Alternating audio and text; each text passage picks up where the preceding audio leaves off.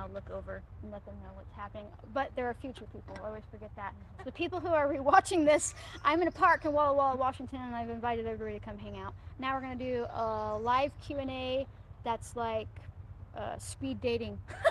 They're just gonna come and ask me a question, and I'm gonna answer it. I don't know how long I will stay live on here, but you'll know when it ends.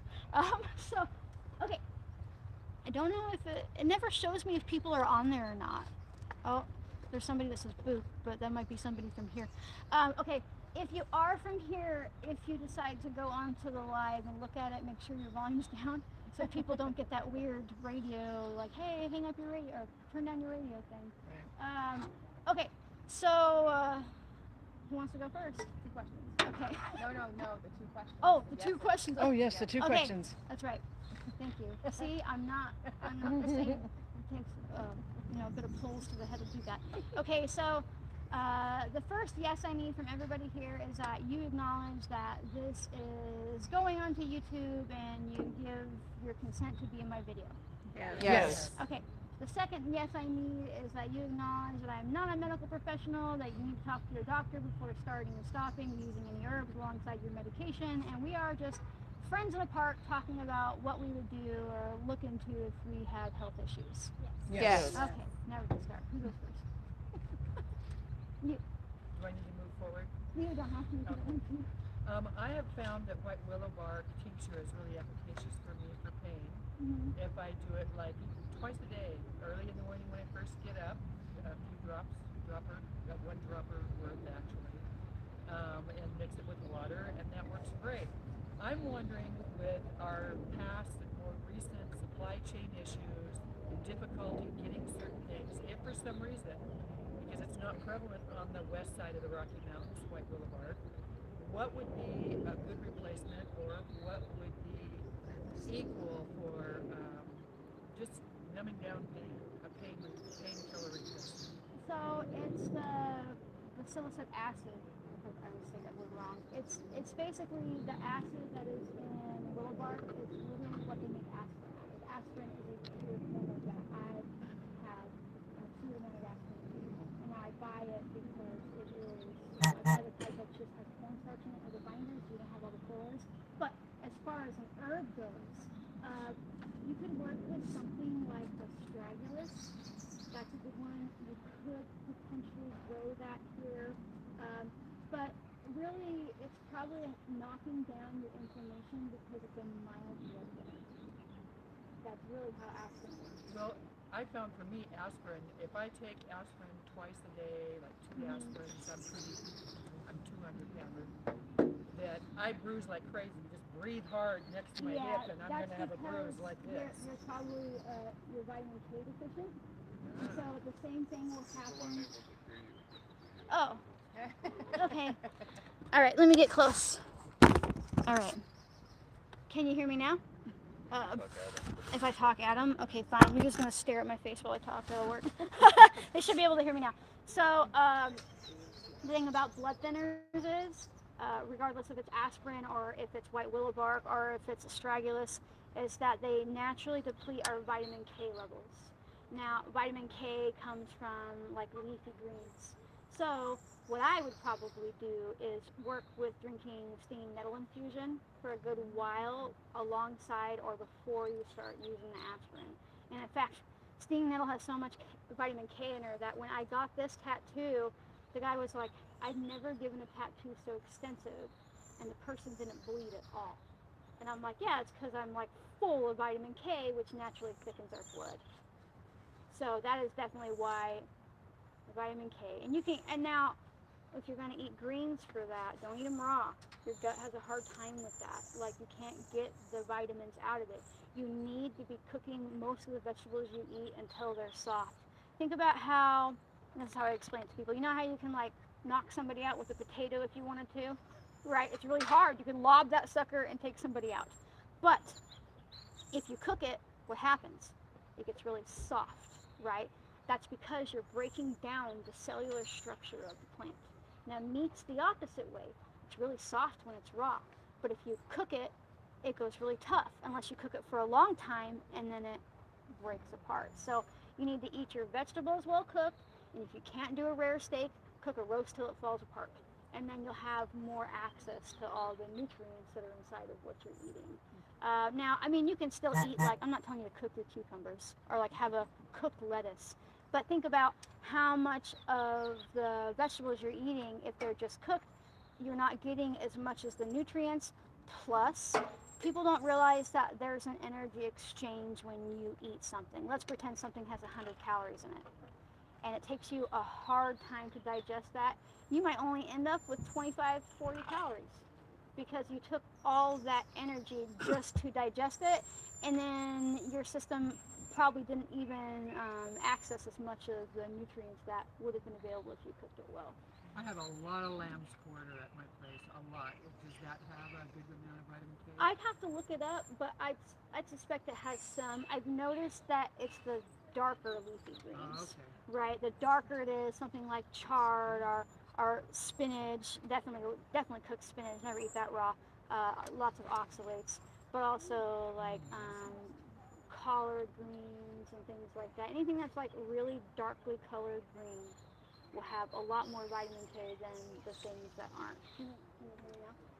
No, yeah. The question to hear me? Okay. Thank you. Yeah, you're welcome. Can I ask to build on that when you mentioned metal, stinging metal? Yeah. It's gonna be sorry, but what is the difference, I guess, between normal metal versus stinging metal? Is it No the same different. It's the thing? same thing. And Sometimes I don't use the word stinging nettle because it scares people. Because they think that they're going to get stung if they've cooked with it, right? But it's only when it's still fresh. Okay. And there are no, in the U.S., the only other type of lookalikes you'll find are different types of nettle that are also edible. And that would be like excellent for vitamin K and Absolutely. inflammation. Yep. Oh, I love nettle for like also like antihistamine, for supporting your thyroid health. I feel like Probably would be good for allergies too then. so an infusion. Let me try it this way. A nourishing herbal infusion From fresh. from dried.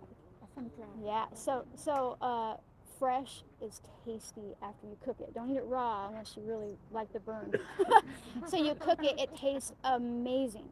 But dry, it doesn't taste super great. However, I know people are like, oh, I made some infusion or some tea with my fresh herb. I'm like, you made broth. You made a weak broth, right? Because think about it. You know how I talked about the cellular structure being broken down? When something dries, what happens? It crumbles and it falls apart. Its cellular structure is broken down. But when something's fresh and you just dump hot water over it, I mean, it kind of wilts it, but it doesn't really cook it enough to break it down. So with the nourishing herbal infusions of nettle, you want to use dried, and it's usually an ounce per quart jar for nettle. And then you let it sit all the way until the next day. Nettle is grosser when you strain it too soon, but if you let it sit for at least 20, 18 hours, you can pop it in the fridge once it cools down, right? Then strain it and then drink it ice cold. And if you decide to add anything to it, go for salty over sweet. Don't try to sweeten your nettle. That's disgusting. Because it's a very, like, what's that word? Like umami. It's like a very savory flavor that our palates aren't used to anymore. But I like it. Eventually, I make him drink it, and you said that eventually it reminds you of drinking cold milk. Eventually, if it's really cold, which is odd because it doesn't taste anything like milk, but I also get like the texture sensation he's talking about. Okay, Thank you. let me take a drink here. Can I ask something on that? The Yeah. nettle? Like, so my mother-in-law who lives on the same property, horrible allergies. Like, she doesn't even go outside in the summer. It's sad. But we have a lot of nettle. Do you think that would Oh yeah. help her, especially since it's in our backyard? It's Oh, right there. I deeply believe like plants show up when we need them, right? Yay, beautiful. And She's gonna hear you say that. too. yeah, and nettle. Now you want to get it before it's gone to seed because are bolted for eating purposes. It's best in the spring when it's just a baby, right? And then the further it gets, you can make a tincture out of the seeds, but then that's more of a thyroid thing than it is for antihistamines. But you can also buy like a pound of dried stinging nettle online for pretty cheap. You know, it's maybe last time I looked, it was maybe like $14. But you get like, you're only using like a half an ounce at a time. So, you know, and there are 16 ounces in a pound. So It's stretching. it does. Okay. It really does. Now, she could start using it now. Whoever is going to start using it needs to start slow, because sometimes, well, we all live in a mineral depleted state. And nettle has more minerals in her than blue-green algae. And so if you start drinking it really, but just pounding it, you can start like feeling really shaky and nervous, and like people are like, oh, it made me sick. And I'm like, it's not really that nettle made you sick, it's that your system is freaking the fuck out, because suddenly it has all of these nutrients in it still. But if you start slow, usually, you know, half a cup, see how it makes you feel, build your way up.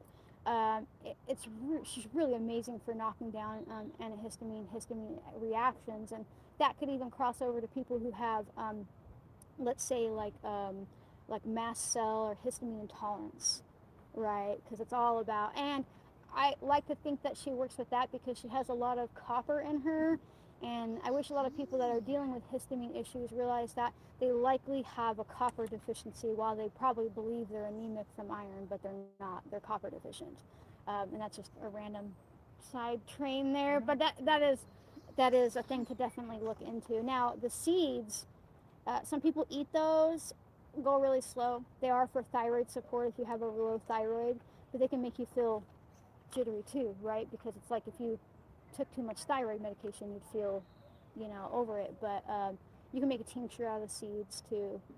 I wait till those are dry though, and you'll be able to see it on the female plants, and then you'll think it's a female plant when it's like really like green and bushy, but that's the male doing his pollen thing, and then you'll see the little strings of seeds hanging down off the female. Okay.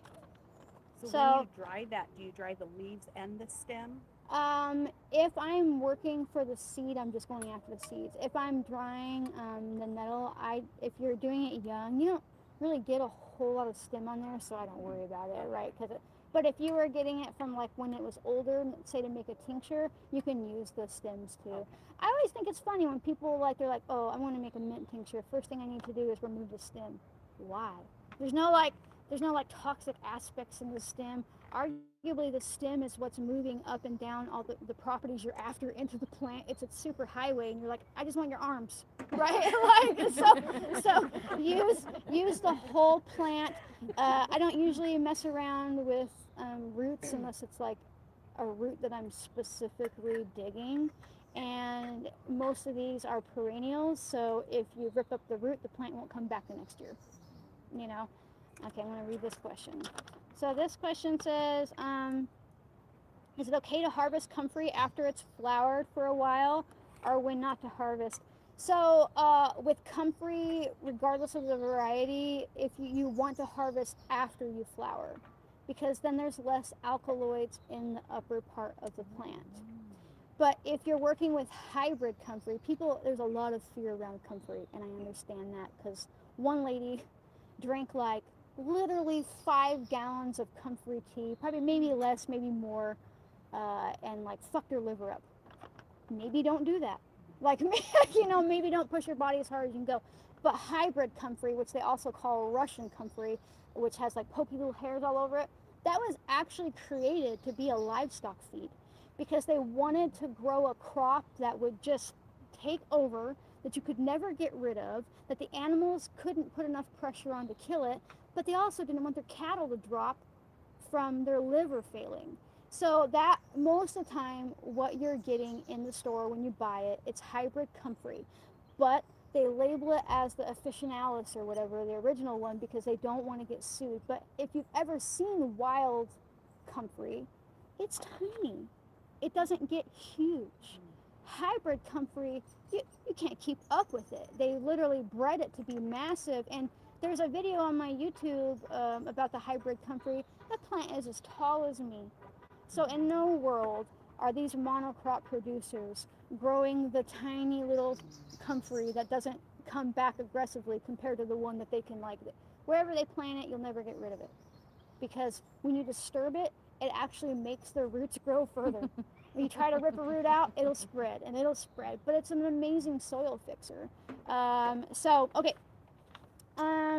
St. John's wort oil, steep in the sun or shade. I don't care what oil you're making, or if it's tincture or whatever it is, keep your shit out of the sun. So I know it makes really, I mean, you can take it out there to take a picture if you want, right? That's not going to hurt anything. But the problem is, what does the sun do when something dies? Breaks it down. It starts breaking it down. It's the great decayer. So when we put these oils out there in direct sun, what happens is it begins breaking down the plant structure in a decayed way. This is why if you go to a quality herb shop, they don't have you're supposed to keep your herbs in a dark, cool place, out of the sun. Why would that be different once we added oil? But then people are like, oh, this is really potent. Look how fast it turned color. I'm like, you're just breaking out like the pigments of the plant because it's decaying it rapidly. If you want to use the sun as a heat source, because I really advocate for dry plant matter and oil and heat. If you want to use the sun as a heat source, put like a sock around it or something that stops the sun from directly contacting it. But with St. John's wort, you really don't want to use the sun because you have to use fresh plant matter, fresh blooms, to make a St. John's wort infused oil. If you don't, it's going to be a very weak oil and you will cause yourself photosensitivity, right? What's crazy is St. John's wort oil made with fresh St. John's wort can help stop you from getting burned. But when you are using the dried plant matter, it makes you photosensitive because the hypersin content bottoms out and you lose what you're after, right? And then if you are using the fresh plant matter and oil and you add heat and light, that's a really good way to make a bacterial explosion because there's still water content in your plant, and water plus oil is bacteria. That's just the way it works. That's why oil can go rancid, but it can't mold because it doesn't have any water content in it. It can go bad and stink like a dead mouse had an affair with a sock. Because that's usually how you know, like, how do I know if my oil goes bad? I'm like, you will know, right? Like, there's no way around it. And then, especially, like, I'm always advocating for using fresh St. John's or fresh plant matter.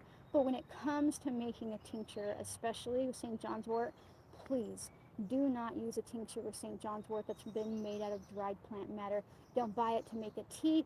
A lot of people will say, oh, there's no proof that none of this stuff. I'm like, stop looking at humans and start looking at livestock, because St. John's wort is an invasive plant in America and it grows in a lot of farmers' crop. And people who have sheep and stuff and white cattle, what happens is they can eat like our cattle right now, they can eat the fresh St. John's wort. It won't hurt them a bit. But when they start making hay and there's fresh St. John's wort in there, and if it gets fed to the animals, I've seen cows covered in sun blisters. Right? And so you can look up these agricultural studies, and it's important to remember, no, you're not a cow, but yes, you are an animal. And it will still have the same ramifications that it does on you, right? And plus, I mean, it doesn't interact with medication, but it can really speed your liver up and strip medications out of your system. But you don't have to worry about that topically with the oil. So, like, I love St. John's wort oil for shingles, especially. People think about St. John's wort as depression stuff, right? You think about it as mood lifting. But the thing to know is serotonin is a stress hormone. And the thing that St. John's wort increases is serotonin. I like her better for pain relief. Now, most people don't have low serotonin, even if they've been told that. They have a really high level, and the pharma industry is finally saying, you know what? Because the mushroom stuff is coming out, they're like, oh, you know what? It turns out that serotonin is what makes people depressed and feel numb, but we overload you with so much serotonin that your receptors shut down and you don't feel it anymore. But serotonin is like, imagine you got in a car wreck and you were like, and like somebody died and you were like in shock and you didn't feel anything. right? You're like numb to what happened. Now imagine what it feels like to take an antidepressant, because that's the same thing. Your body creates serotonin. It's not bad. We need it as a way to defend you against like craziness, right? And so they give you so much that it numbs you. So St. John's wort can do the same thing, and people can hurt themselves with it too by causing serotonin syndrome, especially if they're using things like 5-HTP or all these other things they're told that will help with their anxiety, or if they are taking medications that also increase serotonin. So I usually, honestly, only use St. John's wort topically for the most part. I use it for pain topically. I use it for when he gets shingle outbreaks. I use it for healing sunburns. I use it for helping prevent sunburns a little bit, although for me it's kind of hopeless. But I really like her for that, and I use her for like, remember, shingles is in the herpes family, so if you've got genital warts, if you've got certain types of like, certain warts, like plantar's warts on your hands are actually a herpes virus, or if you get cold sores and things like that, St. John's wort is fantastic for that. Okay. People, can you harvest and freeze St. John's wort? You can, and that's a really good question. I do that because I What make. did you say? You can, if we can Harvest and harvest freeze and it. freeze the St. John's wort when it's fresh, yes. And then you can use it for tinctures if you wanted to, and then you could use it to make an oil infusion, but let it wilt for a day or so after that, because there'll be extra moisture from the freezing process. But what I really like is taking, and you guys might have seen that I make gels sometimes. Take your St. John's wort, boil some distilled water, pour it over it, and it will turn the most beautiful ruby red you've ever seen. And you've caught the herbal properties we're after, the hypersin, and then you can turn that into a gel or a body cream. You could just use it in your bath. You could do anything you want. I make it and then I freeze the water. That way I have it, because then I can just pull out a jug and let it thaw and then make a gel. What kind of ratio do you use for that? Fill your jar and put hot water over it. People get really caught up on ratios, and I understand it, especially if you've learned what we would call like the scientific method of like tincture making. But most of the time, do you know why they have to pay attention to ratios? Because they're using dried plant matter, and they have to figure out how to make it act like it's fresh plant matter. And because they're using really high proof alcohol, typically 200%, 195, think Everclear, right? And then they have to say, okay, to figure out what my plant ratio is, I have to say that I'm using 1 pound of plant to, let's say, a gallon, so like 8 pounds of vodka, and then I would have to add X amount of water so it doesn't completely kill people and strip their gullet. And then I also have to account for things like how much would this plant potentially weigh when it's fresh? Is it a root? How volatile is it? How long can I let it stay? And it always makes me laugh because y'all are doing all that just to pretend like you're working with fresh plant matter. Like you could just throw your plant in the jar and cover it with 100 proof vodka or 80 proof if that's all you can get in your state, and you're good to go. If you really wanted to figure out the ratios, you would weigh your fresh plant against the amount of alcohol that you're using.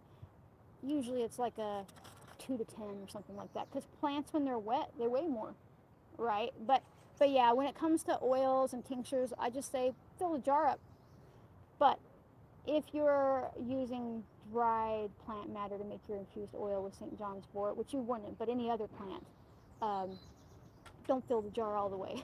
Because what happens is the oil soaks it up and you'll never get it out of it. You'll be like, and like there'll be no oil left at all. I can't tell, I think it's like peeking through and burning my ear. Let me move forward just a little bit. That's why I was like, I knew it was gonna start going that way, right? Okay, there was one more, actually somebody else. Can you freeze dry?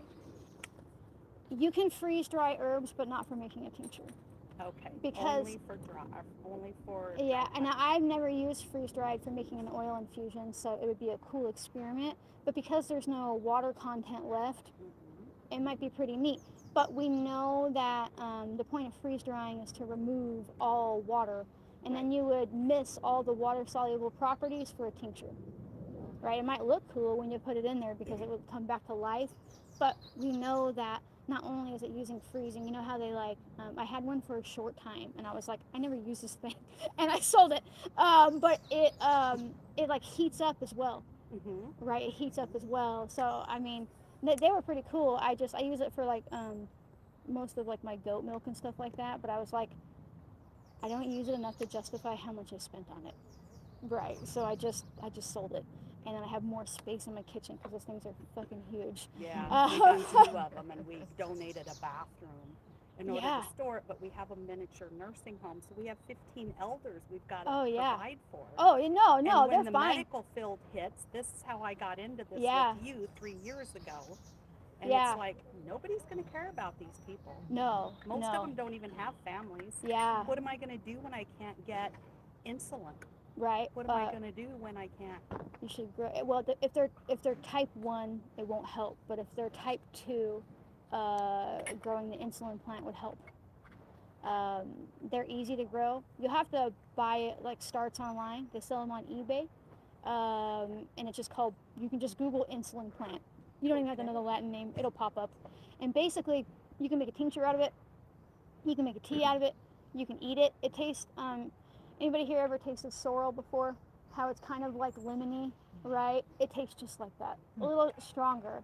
And I grow it because my dad's a type 2 diabetic that will never change his ways, so he'll always be a type 2 diabetic, you know? And so I have it on hand for if that ever happens. And it's like, I am an outside plant person. I neglect the shit out of this plant. I'm just gonna be honest, like, but she's still just huge and like growing. And I'm like, oh, you need like a gallon of water because she's in a really big pot. And I'm like, well, you're looking a little yellow. You need some water, you know. But So then if he's like 250, do you give him like a whole syringe full of you tincture? you could, but so the thing about herbs is that they're not like pharmaceuticals. Right, you can't really say, well, you weigh this much, so you need this much. And we've been trained to feel that way because of the way pills work, right? But with herbs, for him, you could have 10, 15 drops be effective just before a meal. But somebody else that's smaller might need a full dropper full. You just have to learn to see how herbs individually affect your body. And I work so hard to get people out of this concept that they're like, you ever notice on my tincture videos that I don't tell you how much to take? Yes. I get a lot of hate for that. They're like, why don't you tell us about dosage? And I'm like, hey, go check out my Let's Talk About Tinctures video, because there's a bunch of stuff in there, but mainly I'm like, these aren't pharmaceuticals. Right. Like usually I say, start with 1 drop and work your way up. Most people end around 10 to 15 drops. I'm a big girl. I use a whole thing. Depends on the person.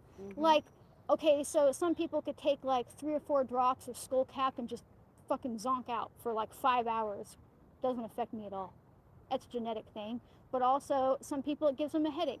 Some people they only need 1 drop. Some people they need 20 drops. There's no exact thing for each individual body, and encouraging people to understand that helps them be more responsible for their own health. Because if I'm like, take 15 drops and it gives you a fucking seizure, I'm like in trouble. Whereas if you started slow and you're like, oh, I feel good at 5 drops, you might not ever have taken more than you needed, or you can be like, oh, I feel kind of gross, I'm going to scale back to where I was, But yeah, I also don't tell people how to take it in the video, because that actually kind of goes into a little bit of medical advice, because I'm telling them how to dose themselves with it. That stuff is tricky. What can I and can't I say, and those types of things. So I think I have a question dropped here. Can I add honey to my ginger tincture? Do you use cleavers, tincture, or oil, or infusion? So yes, if you've already made a ginger tincture, you can add honey into it, and then what that becomes is an elixir.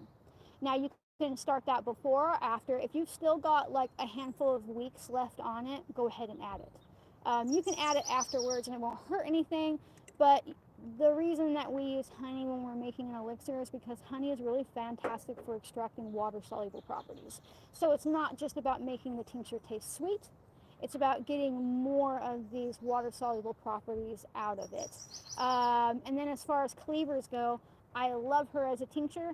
I love her as a nourishing herbal infusion, and you can drink it as a tea. Was there one other? And an oil. So cleavers infused oil is really fantastic for lymphatic support, right? Like if you want to get your system flowing, if your breasts are sore, any of these places, like, when you get sick and right here it gets all, those are just two of like, I think it's like 400 or 800 lymphatic, you have hundreds of them in your body. They're all over. Usually you feel them most under your armpit, in your groin, right here. And lymphatic is basically like the super information highway of your immune system. When you go get your immune system checked, they're looking at like lymphocyte cells, specific things that your lymph nodes are making. And these cells, the system runs all over your body, and it tells everything what's going on. Like if a bacteria or something gets in there, like, hey, this is here, we need this like white cell now, because there's like tons of different types of white cells. When your lymphatic system is stagnant, you can hold like water retention. You can get sick all the time. You can have allergies. You can be tired. You can have really like darker circles than me. You can have like all of that kind of stuff.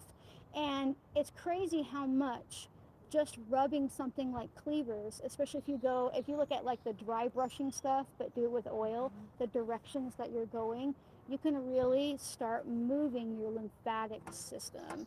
And especially women, we have so many lymph nodes in our breasts. And you want to keep those functioning, and you want to keep those flowing, because if you get something stuck in there, whether it's a toxin or if it's a bacteria, it can cause a cell to mutate. And do you know what that is? That's cancer. Like, cancer isn't something that's separate from us, it is us. And so when you really support your lymphatic system, especially in the breast, you're far less likely to end up with breast cancer. Not to say that like it can't be environmental or other things like that, but it's helping get all these toxins out of your body, into your liver, out of your digestive tract, so you can and into your kidneys, so you can piss and shit all this stuff out that would hurt you otherwise. Now, as an infusion, cleavers is a really amazing diuretic, meaning she's going to make you pee. She's going to be very specific to your kidneys.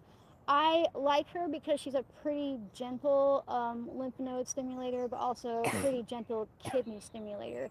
And I think she's pretty underrated for if we're feeling really low, especially if it is early spring. I also kind of have this theory that seasonal affective disorder, I think there's a lot of things to it, but we aren't moving our body in the way that any of our ancestors would have, no matter where we're from. Spring would have been the time that every single human on earth went back outside, and they would have started eating things that showed up first. Like, ever notice that cleavers only grows in the spring, and that she's very specific to the lymphatic system. Shouldn't have looked down at the camera. I was like, I remembered it's there. I'm like, I don't think he's watching this. I think he would have told me if my dress came too far apart. So would you use dried cleavers for an oil infusion? Mm-hmm. You would, okay. As well as a nourishing herbal infusion or a tea. But you can do this thing in the spring. Where you go get fresh cleavers. Some people call them goosegrass, straw bed. They're going to want to stick to you, and I don't suggest trying to eat it raw because it's, down your throat and going to stick to you. But what you can do, simmer it, blanch it for 2-3 minutes, right? Just enough that it's breaking up, and then take that with the water, put it in a blender, mix it up, let it cool, drink it. Right, it's really fantastic and a really common thing that a lot of herbalists do for getting their lymphatic system running in the spring. And now some people might shit a bit, but it's not because you've poisoned yourself or that you've hurt yourself. It's that in the wintertime, regardless of what our dietary choices are, we are still eating thicker foods, fuller foods, fattier foods, because we crave that, and then your digestive system is moving slower. But when you come to spring, and it's hot right now, you're eating lighter foods and things like that. So cleavers sometimes can get the winter out of you, and in part for spring. But if you want to avoid that, don't drink the whole thing in one go. Right? Is this what you called Sticky Willy? Yeah. I made that because I was like, it's kind of like a dick joke. And I was like, maybe,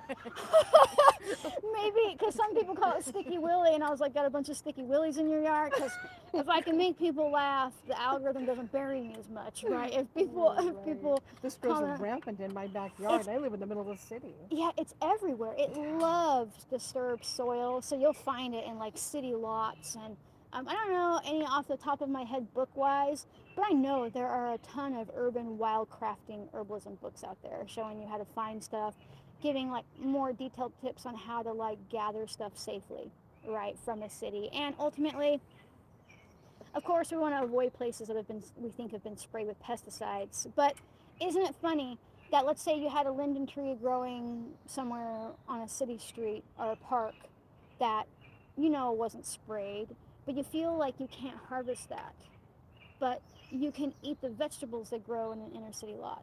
Why? Why are the vegetables any different than the herbs that are just growing wild? And it's because we have started to see nature as dirty. Do you know how many comments I get? People being like, I can't believe you didn't wash that before you tinctured it. Do I have to wash it? Shouldn't I wash it? Sterilizing it with alcohol. Yeah, beyond that obvious fact that alcohol sterilizes it, I'm like, unless, like, I swear to God, people have this concept that animals in the wild are like specifically targeting plants to take a shit. Like, sure, it's like sometimes there's bird shit on that, so I'm not going to gather it. But the bird didn't think I prefer to go on the plant. It just happened to hit there. If your plant is so dirty that you can visibly see that it has a lot of dust or whatever on it, don't gather it. And I mean, you could gather it and wash it if you wanted to, but it's crazy how many people are just terrified of like if we pick these berries when they're ready.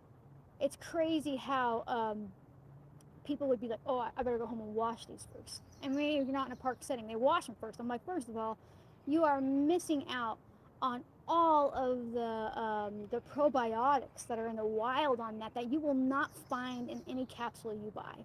They can't really catch it. Most probiotics are dairy-based. You can pay out the ass and get some soil-based ones. Those are very much more specific. They are better. I would use those personally.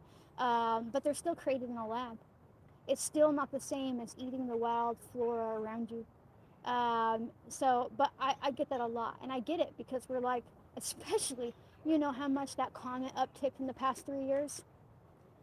I'm like, you might as well fucking put Purell on that catnip because you're so afraid of touching it, right? And it's really damaging for people because it makes them afraid. It makes them think that to touch this is dirty. It makes them think that they're only safe if they're covered in like a sheen of antibacterial soap, that their home is perfectly put together. But it goes deeper than that because then it makes you feel like your body is dirty. What about like for bugs and stuff though? Because I do a lot of gardening stuff. Yeah. Like, if you're organic, there's bugs So, everywhere, and you get like the spittles. Bugs live on plants. You can cut that off. Usually if I see spittle, because we have them around here, the spittle bugs, I'll just snip it off, right? And then if you want to get rid of the bugs, you can let it lay out on some cardboard, usually for an hour or so. They know that their home has been chopped down. Okay. You can shake them. Like if I see something that has like a big aphid infestation, I'm not going to touch it. That also tells me that plant wasn't healthy to begin with. Because most of the time, not necessarily with like vegetable gardens, because those plants have been weakened by humans, turning them into what they are. But in the wild, if there's a plant that's completely covered in bugs, something wasn't healthy about it because they target the unhealthy. It's the same way like now ticks can be different, but if you grow up around cattle or things like that, yes, your cows will get some ticks on them, but the unhealthier they are, if I see a cow that's completely covered in ticks and the rest of them aren't, there's something wrong with that cow, right? Because they target. It's why, we'll drop like a deer this fall or an elk this winter, and I'm like, okay, so I might not eat this one because for some reason it is just, covered in ticks, whereas this other one isn't. Something wrong with that deer, right?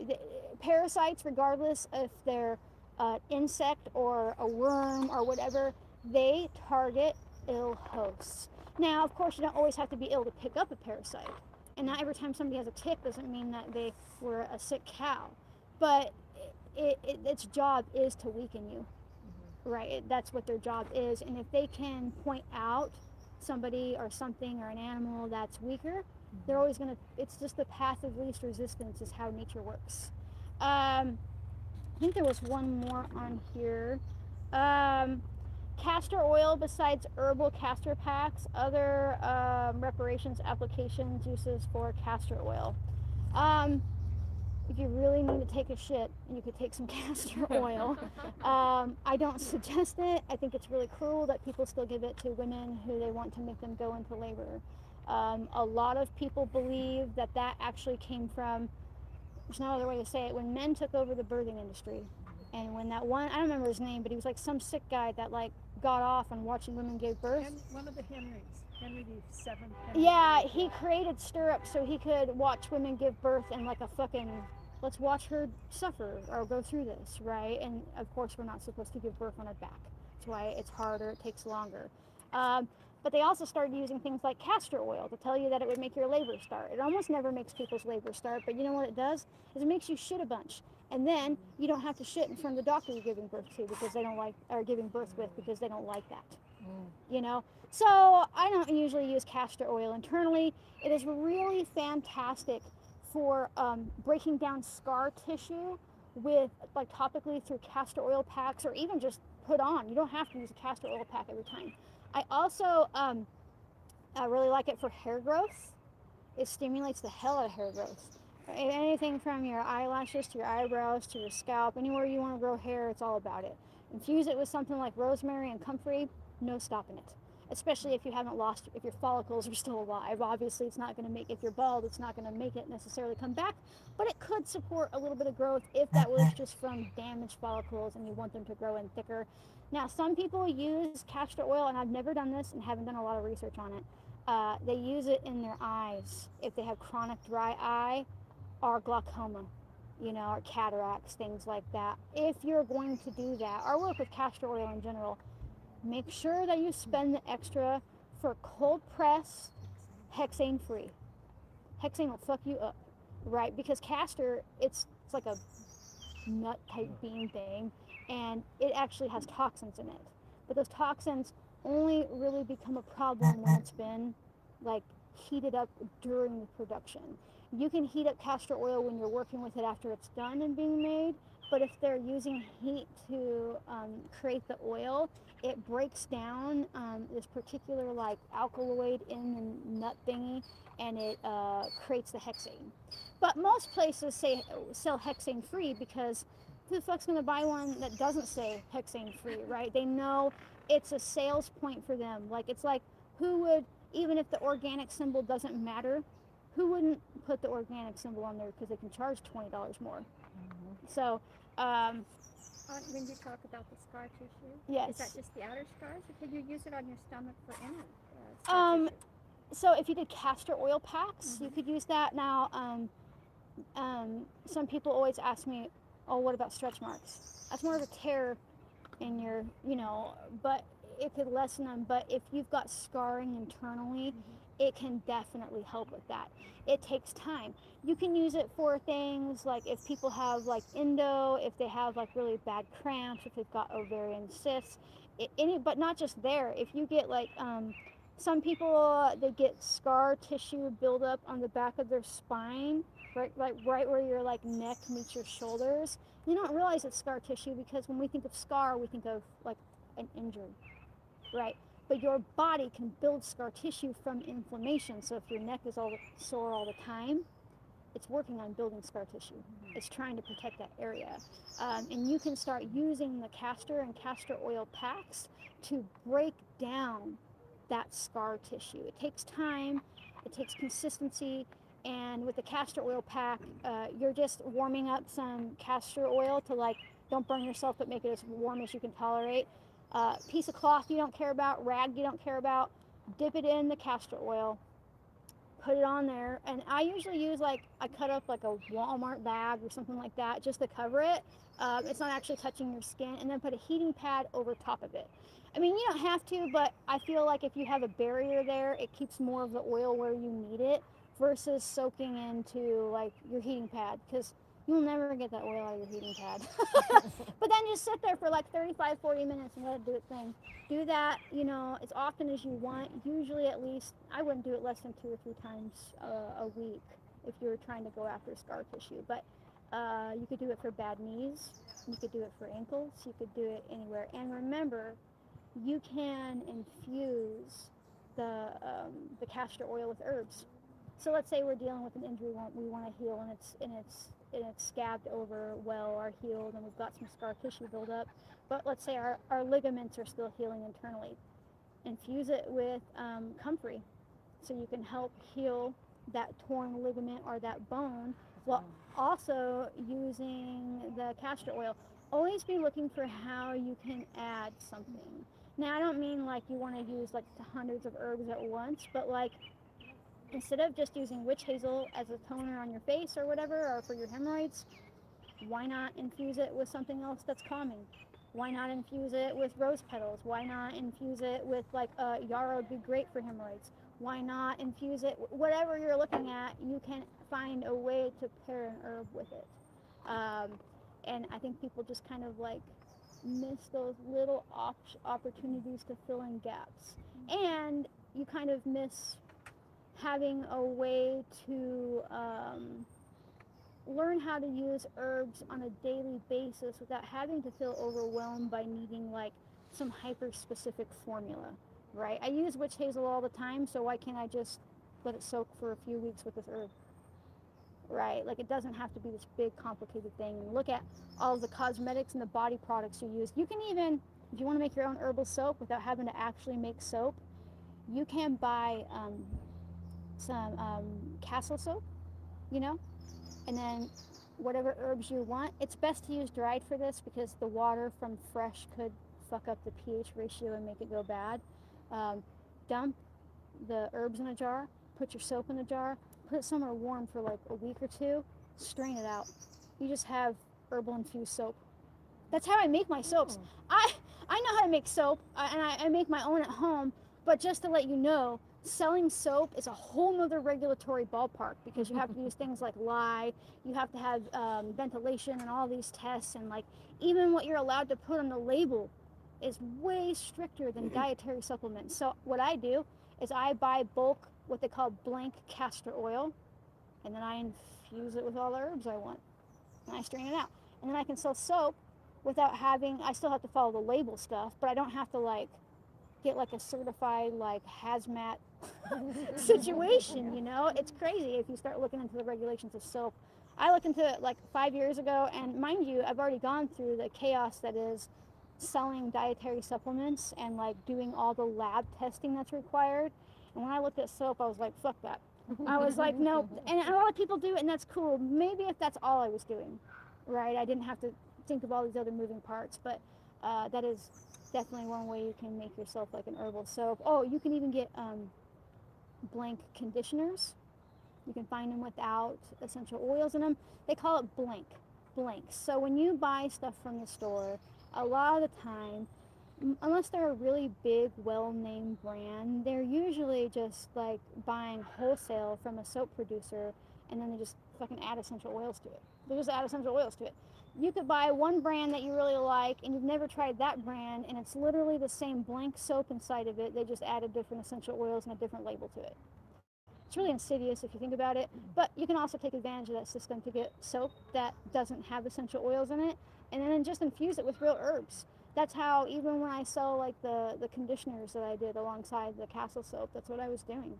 And I didn't hide that. I showed people when I was like slopping out the, I had to make like 5-gallon batches, right? So when I pour it, I'm like, okay, I'm gonna make a video of this, and it's not gonna sound great because it's gonna like, you know, and you have to like pull the bag out, but I'm pretty transparent with that stuff. So, and that's, I don't know, I just think that there's a lot more out there that people realize that they can take advantage of, even if they're not selling these things. Really, it's out there. If there's something that I can use that's already high quality, and I can get a COA on it, and I can turn it into my own thing, go for it. it takes so much work off of your body, and believe me, that matters. Okay, I just kind of trailed off there. Anybody else have a question? I have one more. Okay. Do you treat beef tallow the same way as like olive oil, for example, if you're going to infuse it? I can't hear her question. Her question was, do I treat beef tallow the same way as olive oil if I was going to infuse it? I don't typically add tallow during the infusion process, just because you would need to keep your temperature of infusion pretty high the whole time to keep it from going solid. But I have in the past, and it would just be like any other oil. Now, I will say it depends on the tallow. Unfortunately, there's a huge amount of misinformation out there that you should use water when you're processing tallow. Please don't do that. There are literal regulations in the FDA that if you are using tallow in your product, you have to show that it has like a very minuscule amount of water left in it, which is why I can't use like the deer tallow and stuff when we hunt anymore, because there's no way for me to like, just easier for me to get the stuff that comes with the COA from like reputable farmers. But if you are doing the tallow and you're using water, what happens is, even if it just looks like tallow, it still has water in it. It's going to go rancid. It will probably smell really gross eventually. And people are like, oh, that's just the way tallow smells. I'm like, no, that's the way bad tallow smells. And then when you put it in your product, remember that oil plus water, without a preservative anyhow, creates bacterial explosion. There are some, for anybody who's looking to buy high quality tallow, don't go on Amazon, go on Etsy and start looking at the small producers, and especially if you're not selling anything, you can look at the reviews, you can look at the color of their tallow. If it's grass-fed, it's going to be yellow. If they are selling you grass-fed tallow, and it can be like, it doesn't have to be like super bright yellow, but if it's white, they've either water processed it, bleached it, or it's not actually grass-fed. But remember, in the beef industry, grass-fed does not mean grass-finished. They can throw those cattle out on a pasture for like the first, 2 months of summer to start them, right? They're yearlings. And then from there, they take them to a lot and they finish them on grain, but they can sell them to you as grass-fed. It has to say grass-fed and grass-finished. But that's also another reason to get a hold of like local farmers and ask them, and you know why farmers don't like to do that, right? And I speak as somebody who owns cattle. Takes 2 years. Takes 2 years to properly finish a cow with grass. If you're not giving them grain at all, it takes 2 years before they've got enough fat. And a lot of the slaughterhouses, people won't like that I use that word, but if you're like, you know what I mean? That's what it is. If you're like, so we use a mobile slaughter place. They come when we're done and they, take them for us and process them. If they're over 2 years, they've got harder bones. And then it's really harder to process them, but also the byproduct, like that they don't use, they give to like glue factories and stuff, and they can't use it because it won't go through the machines without fucking it up because the bones are harder, right? But I'll tell you what, if you finish a cow for 2 years on nothing but grass and alfalfa, you will never eat store-bought meat again. Even the grass-fed stuff from the store, it's better than nothing, but it does not taste the same. It just does not. We're down to 2 cows because I don't have the energy for creatures that are currently like there's just like herd of bully cows, that's what I call them, where they were like, fuck you and your fence. But where we live, it's like once they do that, like, oh my god, the furthest, how many miles was that we walked to get them from that fucking hill before, like, I swear it was 2.5. Yeah, but I would like you to imagine a hill that no human would ever like willfully walk up. And if you don't know this about cows, they don't like to go uphill.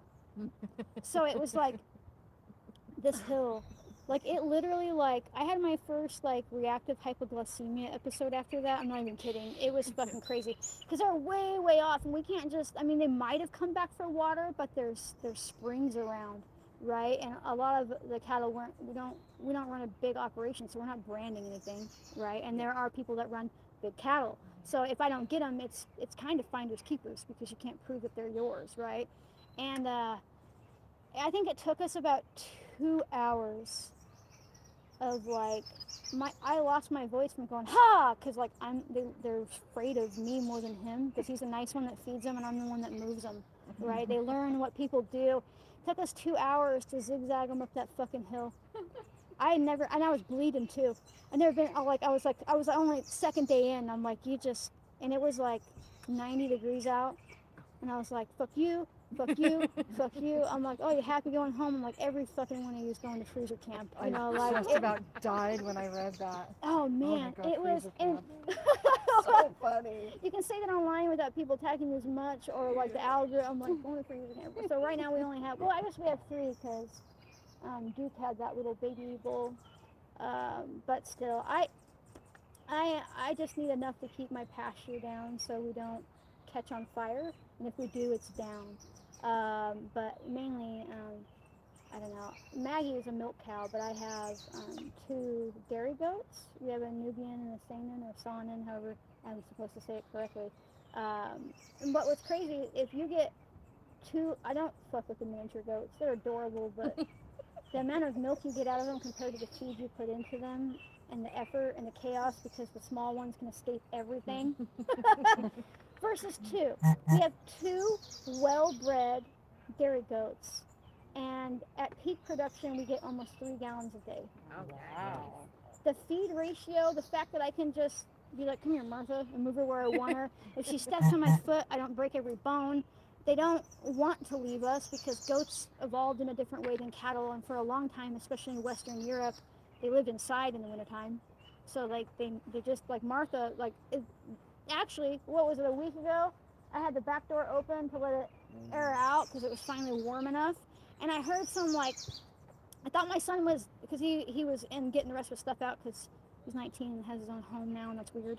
But I thought he was throwing shoes. You know that sound when you're like going through shoes? And I was like, what is that? And I look over and it's all the goats have come in. Martha has let all the babies in. They're just in there like, yeah, this is where we go now. And it was just, so they'll come in, you know. I know a cow would do that eventually, but they're not as likely to seek out people, even if, you know, like Martha or Maggie, our milk cow is really friendly, but she's not that friendly, right? She's got other shit to do, so.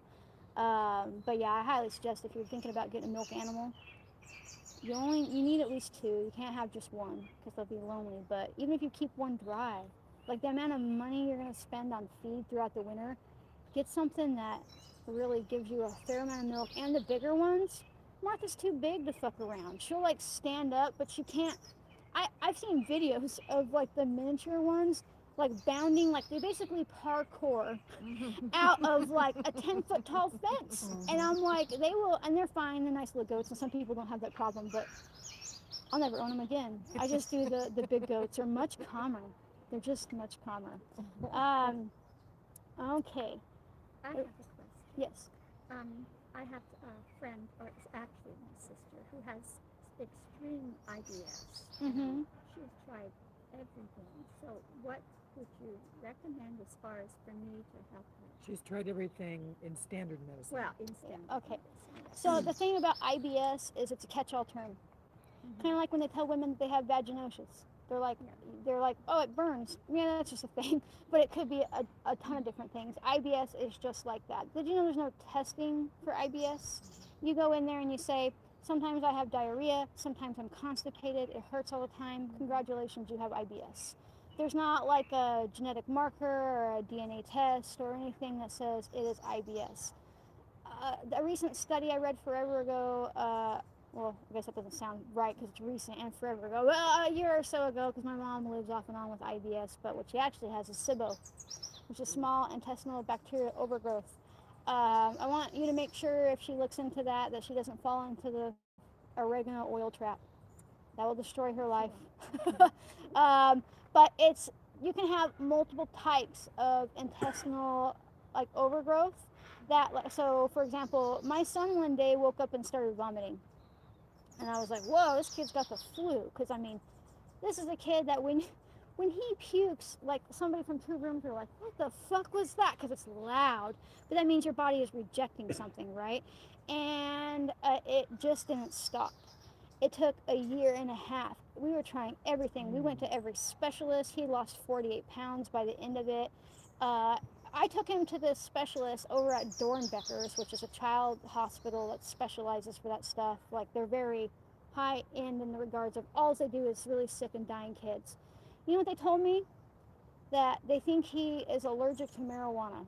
And I'm like, it was the only thing that I could get that would help the nausea for him. That would, any herb I used besides that didn't really help.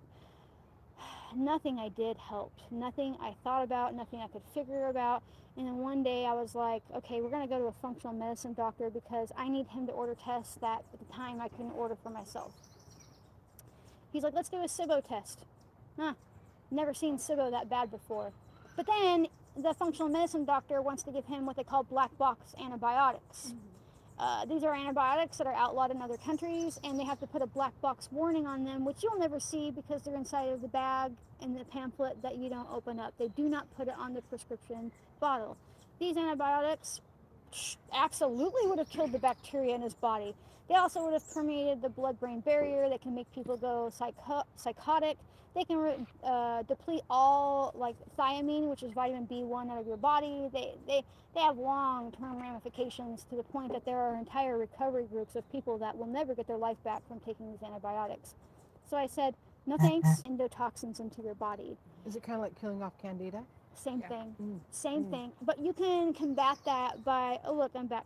You can combat that by using things strategically, like activated charcoal, eating like raw shredded carrot, just because it binds to things. You can also eat a lot of very well cooked and soaked beans because they like to, the fiber in them likes to cling onto toxins and strip the bile out of your gut, which makes you make new bile. There's this lady named Karen Hurd, if you really want to get into like the bean diet thing, if you're really dealing with some toxic stuff. But long story short, in about a week and a half of horrible die-off for him, my kid stopped puking. And suddenly he was better.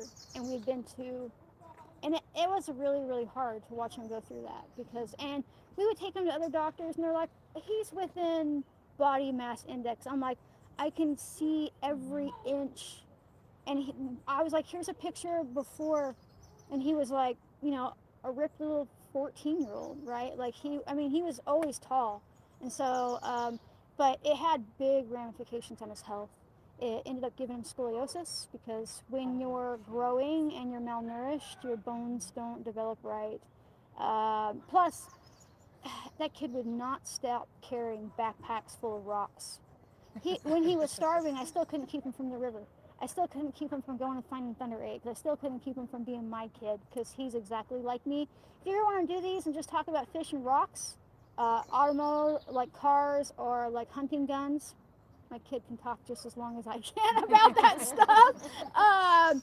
So yeah, but I would look into that. Now, another thing that she might like to look into, and this is something that everybody here should look into, especially if they have any health issue, honestly, even with it digestive, if it's neurological, if it's exhaustion, if it's low thyroid, if it's, almost everybody in this country is B12 deficient.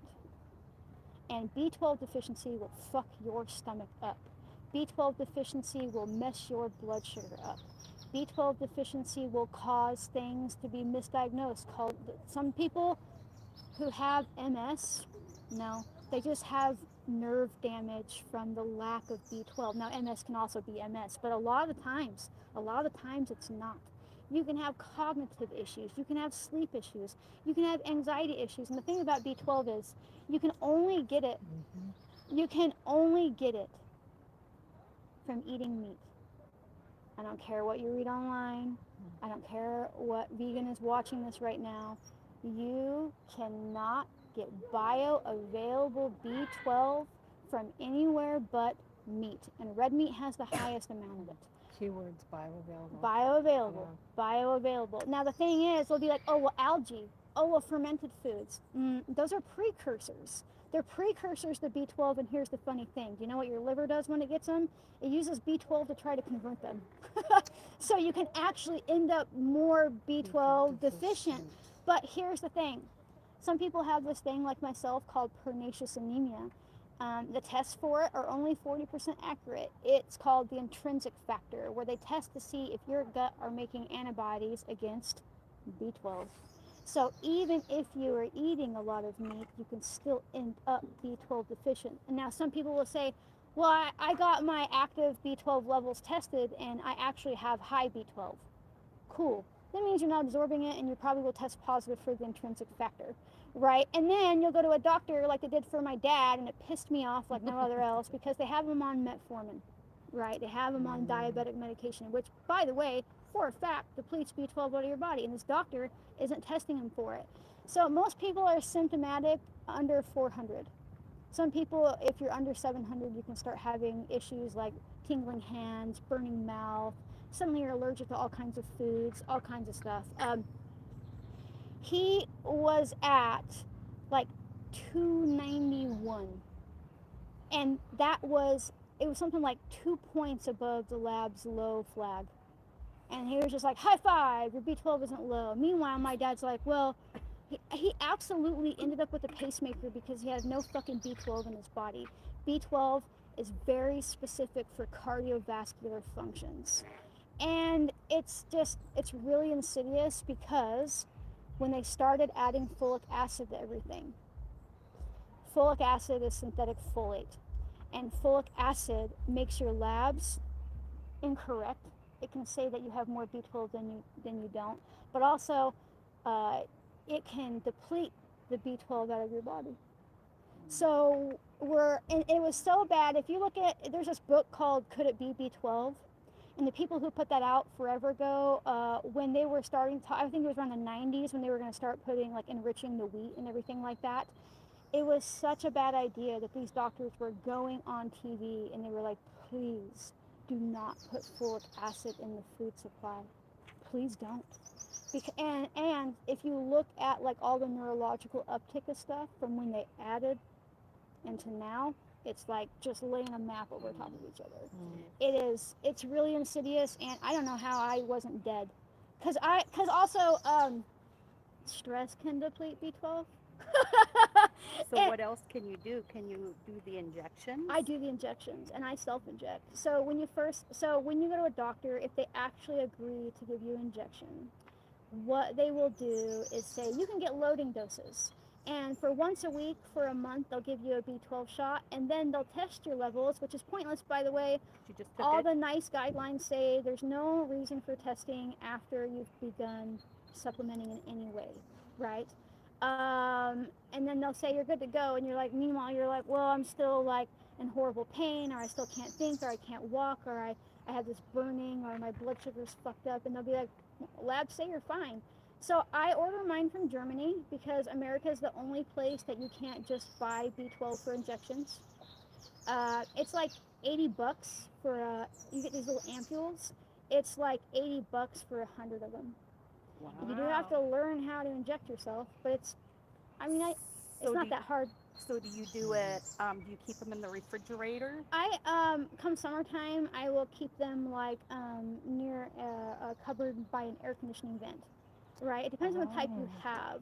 I like so here you get the cold ball ones, which is like the most synthetic form of it. Or you can order the hydroxy form, which is the type that I like, which is the most naturally occurring variety. It's like what you would get out of if you ate meat, right? You're not going to use all of it, but your liver does have direct access to it because you're not depending on your gut, right? It goes into your bloodstream and makes it to your liver, and your liver can do its thing. Or you can get the methylated variety, which is just straight energy.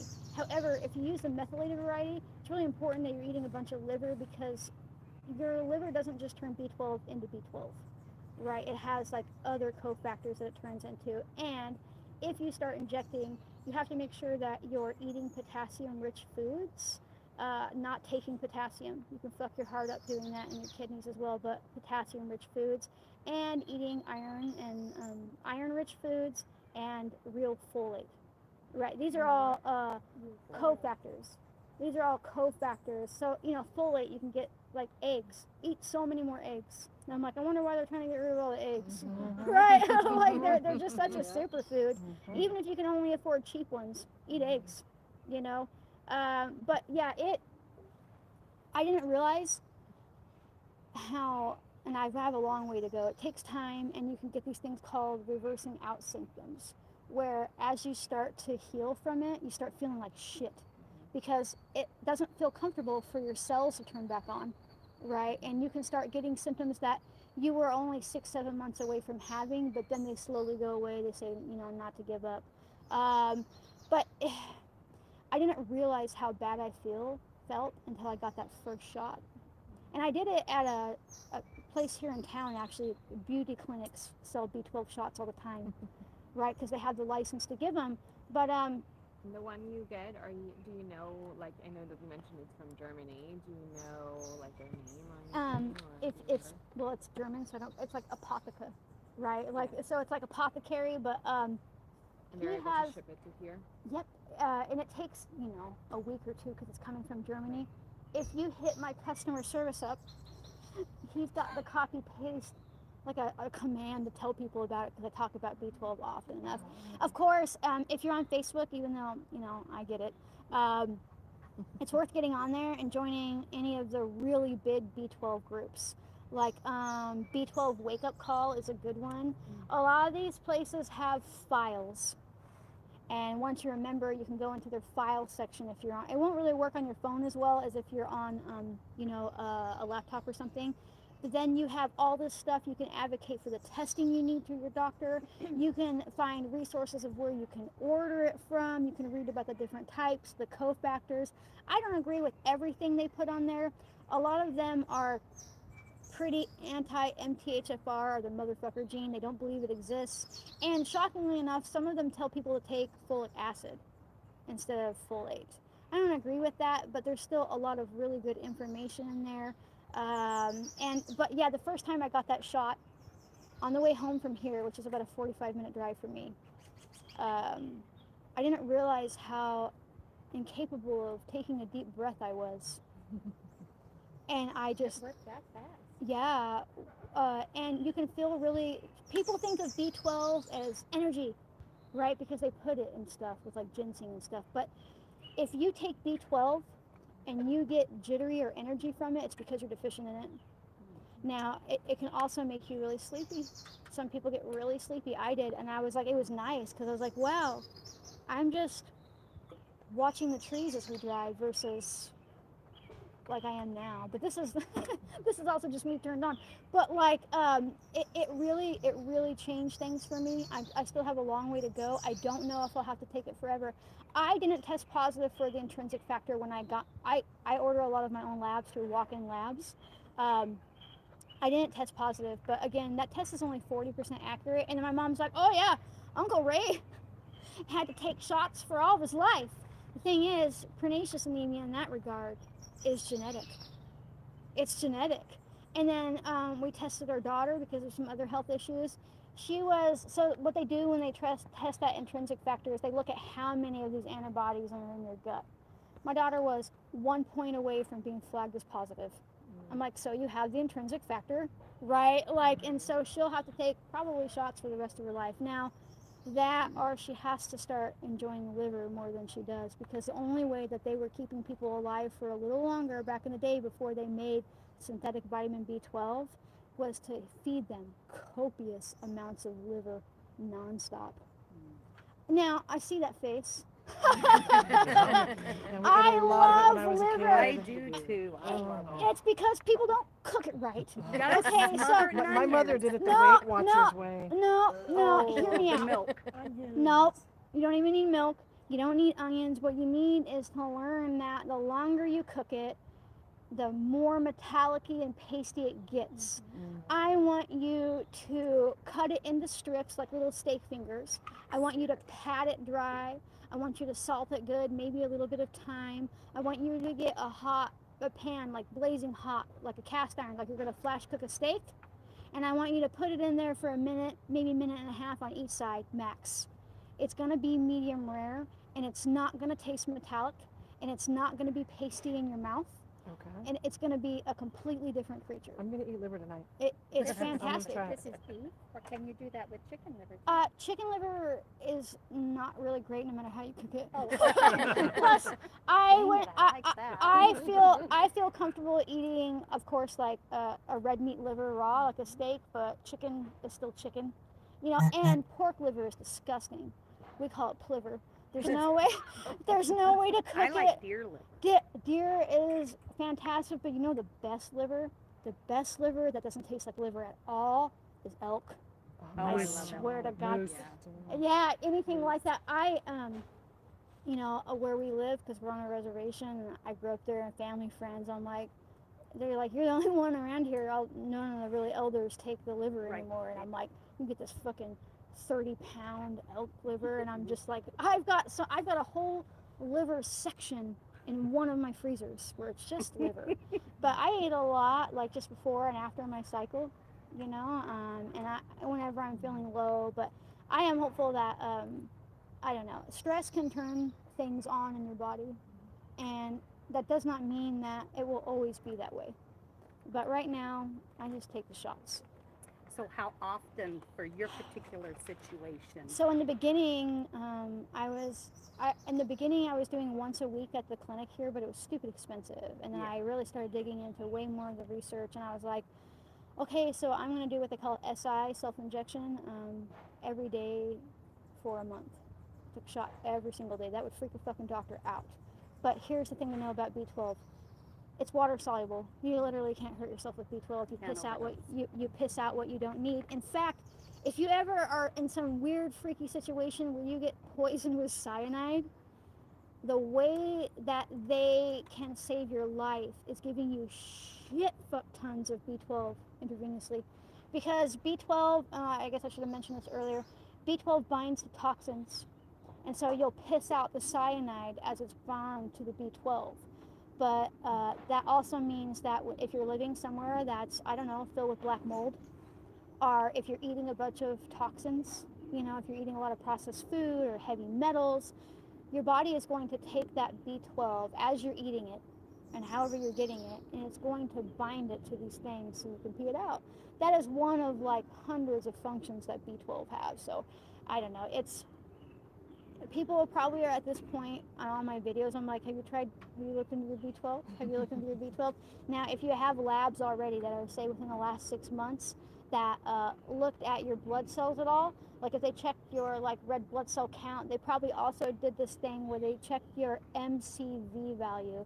That's called your mean corpuscular value. I always say it wrong. Basically, they're checking the size of your blood cells.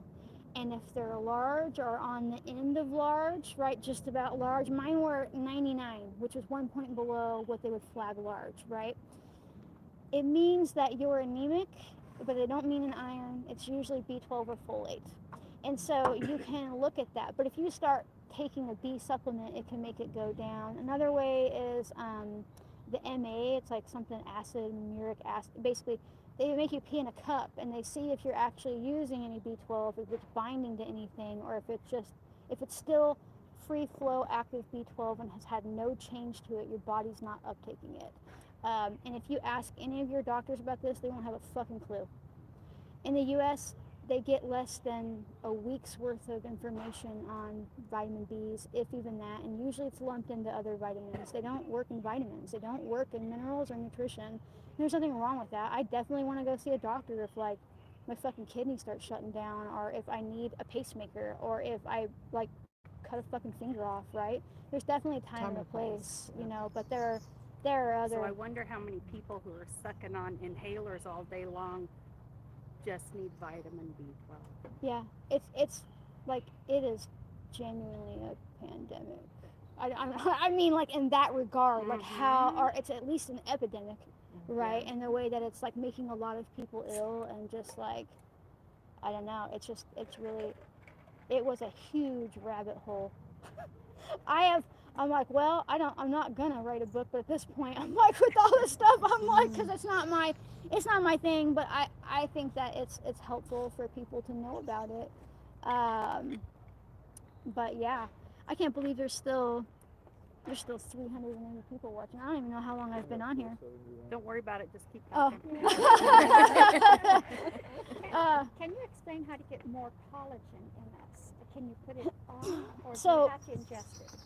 You can get collagen 2 ways. Your body produces it, but the older you get, the less you make. Which is why, like, somebody who's like a baby has baby skin, and then as we get older, we look older because our skin is a major source of where we're using collagen, right? And as that collagen goes away, our skin begins to wrinkle and things like that. Thank you for hanging out. Thank you so much. Yeah. Safe drive home. Met a lot. So there are 2 ways to get collagen. The first one is definitely eating collagen. Now you can get the collagen powders, and I like to use those. Although I usually opt for like high quality beef gelatin, and I make it in my own Jello, or add to like my smoothies or whatever. You can buy collagen, but if I'm going to buy powdered collagen, it's because I'm using it topically on my skin, not necessarily because I'm eating it. When you eat it, it needs these other amino acids, cofactors, to use it.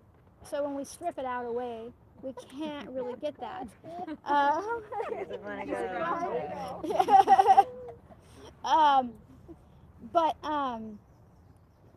If you want to start incorporating more collagen in your diet, we have to start eating like our ancestors did, which is nose to tail. When you buy meat from the store, it's just all the muscle meat. There's no cartilage, there's no bone left, there's no anything. Like I grew up eating chicken knuckles like it was like a normal thing, eating the cartilage off of it. I like the cartilage. So if you don't want to do that and you don't want to eat more cartilage, what you can do is take those knuckle bones and things like that, and you can start making bone broth. Bone broth will have collagen, but people often make bone broth wrong. They put too much water in it, and they focus way more on vegetables. It should just be, you fill that pot with bones, and you fill the water up to the bone level, and then you usually simmer it down by half, and you want to test it. Anybody made jelly before? You know how you do the plate test? Yeah. You put it on. Do the same thing with your bone broth. Take a little cup out, put it in the fridge for an hour. If you take that out and it's not turned into gelatin, you're not ready yet. You're not ready. About how long? Like big pot, like a big pot. I usually would start in the morning and check it before I went to bed. Okay. And you can do it in a crock pot if you want to leave it overnight. That way you feel a little bit safer leaving it on. I don't worry about it, especially I make most of my bone broth in the winter. So if it's not ready yet, I will just turn it off and start cooking it again in the morning. And set it in the fridge, or just leave it set on the I just leave it there. People freak out about that. Again, that's the whole. But I'm like, if you have high quality meat, it's not. I'm not trying to say leave a steak out, but this Right. is, I hear you. And but also our homes are cooler in the wintertime, and I turn the damper on the wood stove way down, so it's like, maybe 60, 65 degrees in our house at night. We probably go through, I don't know, 6, 7 weeks a year with all my elders. Yeah. And I've been throwing those bones Oh away. man, you need to get yourself a freezer that's just for bones. Oh, don't worry. A bone freezer. That sounds crazy to people. So then, if I do it as I go and just do, the whole cow in one day, can I use a pressure cooker for bone broth? Absolutely. Okay. Absolutely. And so how, I have a 21-quart pressure cooker. Me too. I've got the big American. I love it. Yeah, I'm like, I have to have help lifting that fucking thing. But I don't have the times on the top of my head, but pressure cooking broth is one of the things that the USDA says is safe. So you'll be able to find. Okay. And it'll gel back up. It also freezes really well. Okay. Before you can it, let it cool and take the fat cap off. That'll happen. Okay. Don't put the fat in there, just the broth. Not if you're gonna pressure can it, just the broth. It won't hurt you, but it lasts a little longer if you don't have the fat in there. And that fat is good for cooking.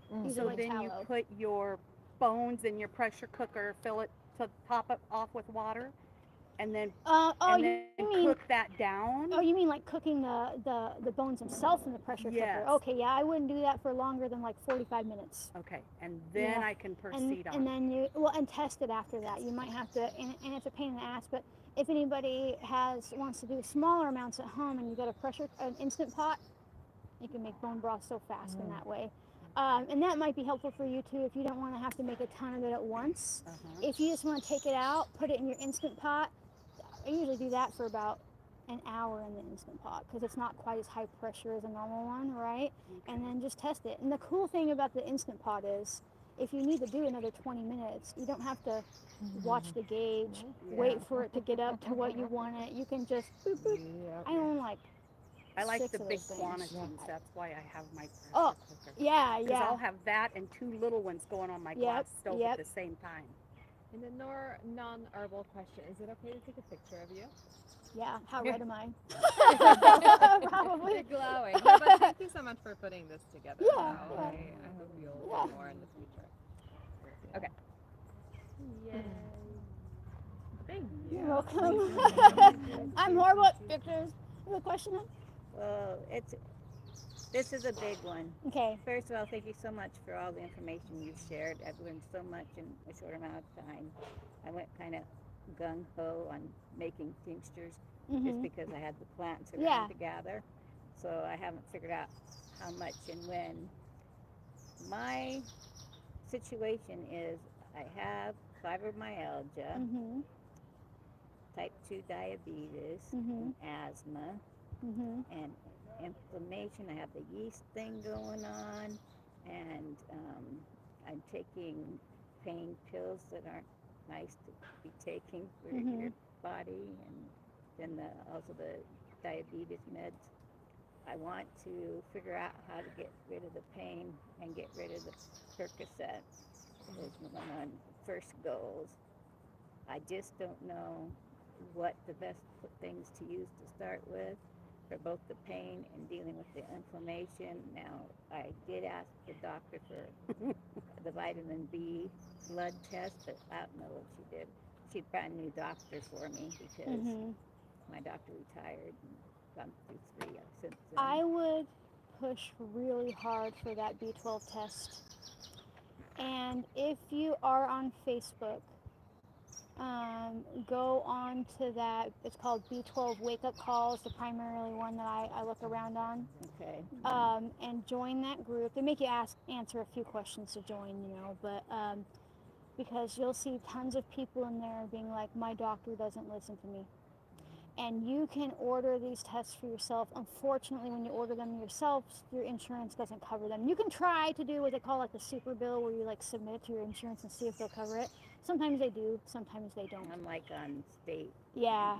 Because I retired. Yeah. So, it's worth a try. Worst case they could do is say no. exactly.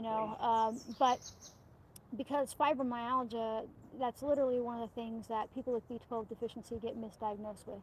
Doesn't mean that it's not fibromyalgia, But there's no real test for fibromyalgia. No. It's a process of No. elimination, Yeah. and they have no Yep. answer for Yep. anything, And so you yep. have fibromyalgia And so or narcolepsy. So I or, would definitely look into the B12s. I would then start working with linden infusion. What? Linden. Okay. I have a video on that for I sure. don't think we have linden trees over there. No, but you can buy it online.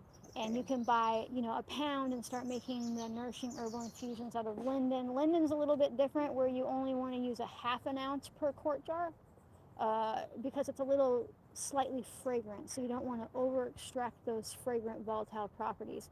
But she's really, really amazing for knocking back inflammation. And I'm really dealing a lot with the brain fog and not Yep. being able to talk right, Yep. memory, and I'm falling down. I face planted You 2 get weeks vertigo ago and broke and- my nose on yeah. cement. So That's all B12. I mean, I don't know. I mean, I'm not looking at your labs and get the labs, but like everything you've just described is what people in that group and all over the world when they're fighting about B12 deficiency. Now, you're on type 2, you have type 2 diabetes. What do they have you taken? insulin and another one. Is it a pill? Do they give you metformin? They have me on metformin and insulin injections and different kind of Okay, so metformin specifically depletes B12 from your body. That's literally in the pamphlet when you open it, like when you read about it. And my liver's bad. Yep. Everything's Yep. gone. Yep. Well, metformin's really hard on the liver too. Alongside. Yeah, that's my goal, to get off. So the first thing I would do is you've got to get the B12 thing figured out, and you've got to. And I know it's hard when we're tired and we have brain fog, but those groups are helpful because they can help you advocate for yourself And could you just order it from you, Germany here? yeah, you can, but the thing is, once you I start, think a long time ago, a different doctor had me taking injections of for it, yeah. B12, but Well, it's just that like you can't test again after you've started. So even though the answer is you would need it regardless, knowing how low you are could be the difference between, do I need an injection every day for many months, or do I need an injection every day and then maybe once every week, right? So knowing how low you are to begin with is exceptionally helpful. and that site will help you with what questions Yes, you need to. yes. They even push have forms, like if doctor. you go into their file section, they'll have things that you can, even when your doctor says you're fine, or if he says, okay, you can have injections, but you don't need any more. If you don't want to do them yourself, they even have things that you can submit to your doctor being I'm like, already doing injections anyway. yeah, they're not hard. The needles are a bit different because unlike the insulin, you've got to do it like in a muscle and they're long, but I get the 30 gauge thin walls and it's just like a piece of hair going in, and if I have him pinch me good and I pinch myself, you don't feel it because it's so small. Shots don't bother me. Yeah. Just don't go slow. Yeah, I'm good with needles. I used to do it in my behind myself. Oh. So, Yeah. so the doses on the B12 is at 1 gram. They usually come in the 1 milligram vials. I like the ampules because you don't have to guess, right? It's just what you need, and then they come in the little sterile bits. And an ampule it looks like a little miniature glass soda bottle, and there's a little dot. And I usually use a paper towel because I am breaking a little piece of glass. If you go like that, the top snaps off, and then you just pull out the B12. I like that better than when I had ordered the methylated variety. I think it's like Thomas Labs or something like that. I'm probably wrong. It comes from Britain, and you have to add the saline solution to it, and then you have to let it sit, and then you have to pull out the right amount. And I didn't feel like at that particular instance it was very sterile, even if I was cleaning the top off. I like that they just come in the ampules, and I know I don't have to think about, am I pulling up enough or too much? Although, Just take it all. Yep. And I mean, you really do. Like, I bought 2 boxes. I bought like 200 doses a while back, and I haven't even opened the second one yet. There's What's loads the there. company called again? Did you say, or did you? I get mine from, it's like called Apotheke. It's in German. It's like We're gonna get a apothecary. link Yeah. from. Yes. Oh, that's Yeah, right. if you We're gonna harass get a him link back from- here, he's deep into the comment section of my YouTube, I'm guessing, or he's looking for Okay, it. So meanwhile, like what should I be taking? So if you want to support like your cognitive function, which would support everything, Rosemary, right? rosemary and lion's mane, and make sure that you are eating enough healthy animal fats. Your brain needs so much fat. Your brain needs cholesterol. They're killing people by giving them statins. Like, it's horrible. But we've been so like terrified of cholesterol. We're so terrified. But usually when people have bad cholesterol, it's a symptom of inflammation in your body, because your body creates this cholesterol to go help the inflammation. Now, of course, we don't want to be eating like the rancid seed oils and things like that, like the polyunsaturated fatty acids, like soybean oil, anything that's basically, if it's not olive oil, coconut oil, avocado oil, or animal fats, it's a rancid seed oil. I've been using avocado. Yeah, avocado's a oil good one. for I like that everything. one. It's So- easy to use, but I would start getting a lot more animal fats specifically. And for the pain, I noticed you had the turkey tail, and is that for the pain one is hard, because if it or is, the wild lettuce? you thing? can use that stuff. You could try wild lettuce for sure. I'm having a hard time identifying that between some. Very There's an similar app ones. on your phone that says picture this. Yeah. I've and done it. And it's Sometimes like, you can get wild lettuce, and then you can get like they call prickly lettuce. They're all kind Same of in thing, the right? same family. So Yeah. it doesn't matter if they're, As long as because it's they in have that. the sap. the Yeah. sap. Make sure that it's in the same family though. And they have. I like the picture this ID app on your phone. They let you do like 5 free ones a month or something like that. Yeah, I have that. You can use that one, and then what you can do is take that as your starter point to identify it, right? But ultimately, I think, even though I know you have the support now, you need the support now with the physical pain, getting to the bottom of very likely, because the medication you're on, B12 deficiency, could be what takes away your pain. You know, and that there are people on there that are like, you know, like for example, like when my sciatica acts up, I can't even. I'm like, this is so weird that I can't sit down. I'm in pain and I can't move. I can't. Well, I can get only that move. too, You know, so. and yeah, and that is because that's your nerve endings that are in pain. That's why it's not the same as like a bulged disc or like a pulled muscle. It burns. It burns because the sheath around your nerve ending is starting to degrade, because that's what happens when we're B12 deficient, and that's why it causes pain. That's why we have pain in our muscles. That's why we end up with tingling feet. Yeah, That's why I have that restless foot and Yep. the pain in Yep. my limbs. Now, for the restless thing, you might make some of that magnesium oil I showed on the video. You know, and start a little patch, because if you get real itchy when you put topical magnesium on, it's not that you've done something wrong, it's that you're so deficient that your body's pulling it in really quickly and you feel it. You can stop that by putting some oil or something on it, because it slows it down. But I would definitely try that for your restless leg syndrome too. Sorry. Okay, that's when you were to have a question. Yeah, that's fine. Linden trees, since you're talking a lot about linden, when's the best time to pick it? When they're blooming. You want to get the bloom, and now people make a mistake. So they have their normal leaves, and then you see this green thing come out, right? And they're like, oh, that's another leaf. I'm like, no, that's a part of the bloom. And then you'll see a little pistil come up, and then they'll make all the little white blooms. Pick the whole thing, and that's when you want to get it. Now the whole tree is, well, you don't want to eat the bark or whatever, but like you can pick the buds in the spring of the leaves and fry them and eat them. People do that too. I don't think they taste all that great, but people do eat them. I mean, it's kind of just an acquired taste, but to some people, love the smell of poplar buds. To other people, they smell like rotten pickles. And some people like liver, and some people don't. Some people don't. Yeah, definitely. So when you're working with the stickery lettuce for pain, I've seen it on other people's videos, but I've never seen you do it. Where they boil it down and try to make it as strong as possible. Mm-hmm. You can if you want to. But if you do that, you're quicker to become less reactive to it, meaning like you'll take it and it won't help.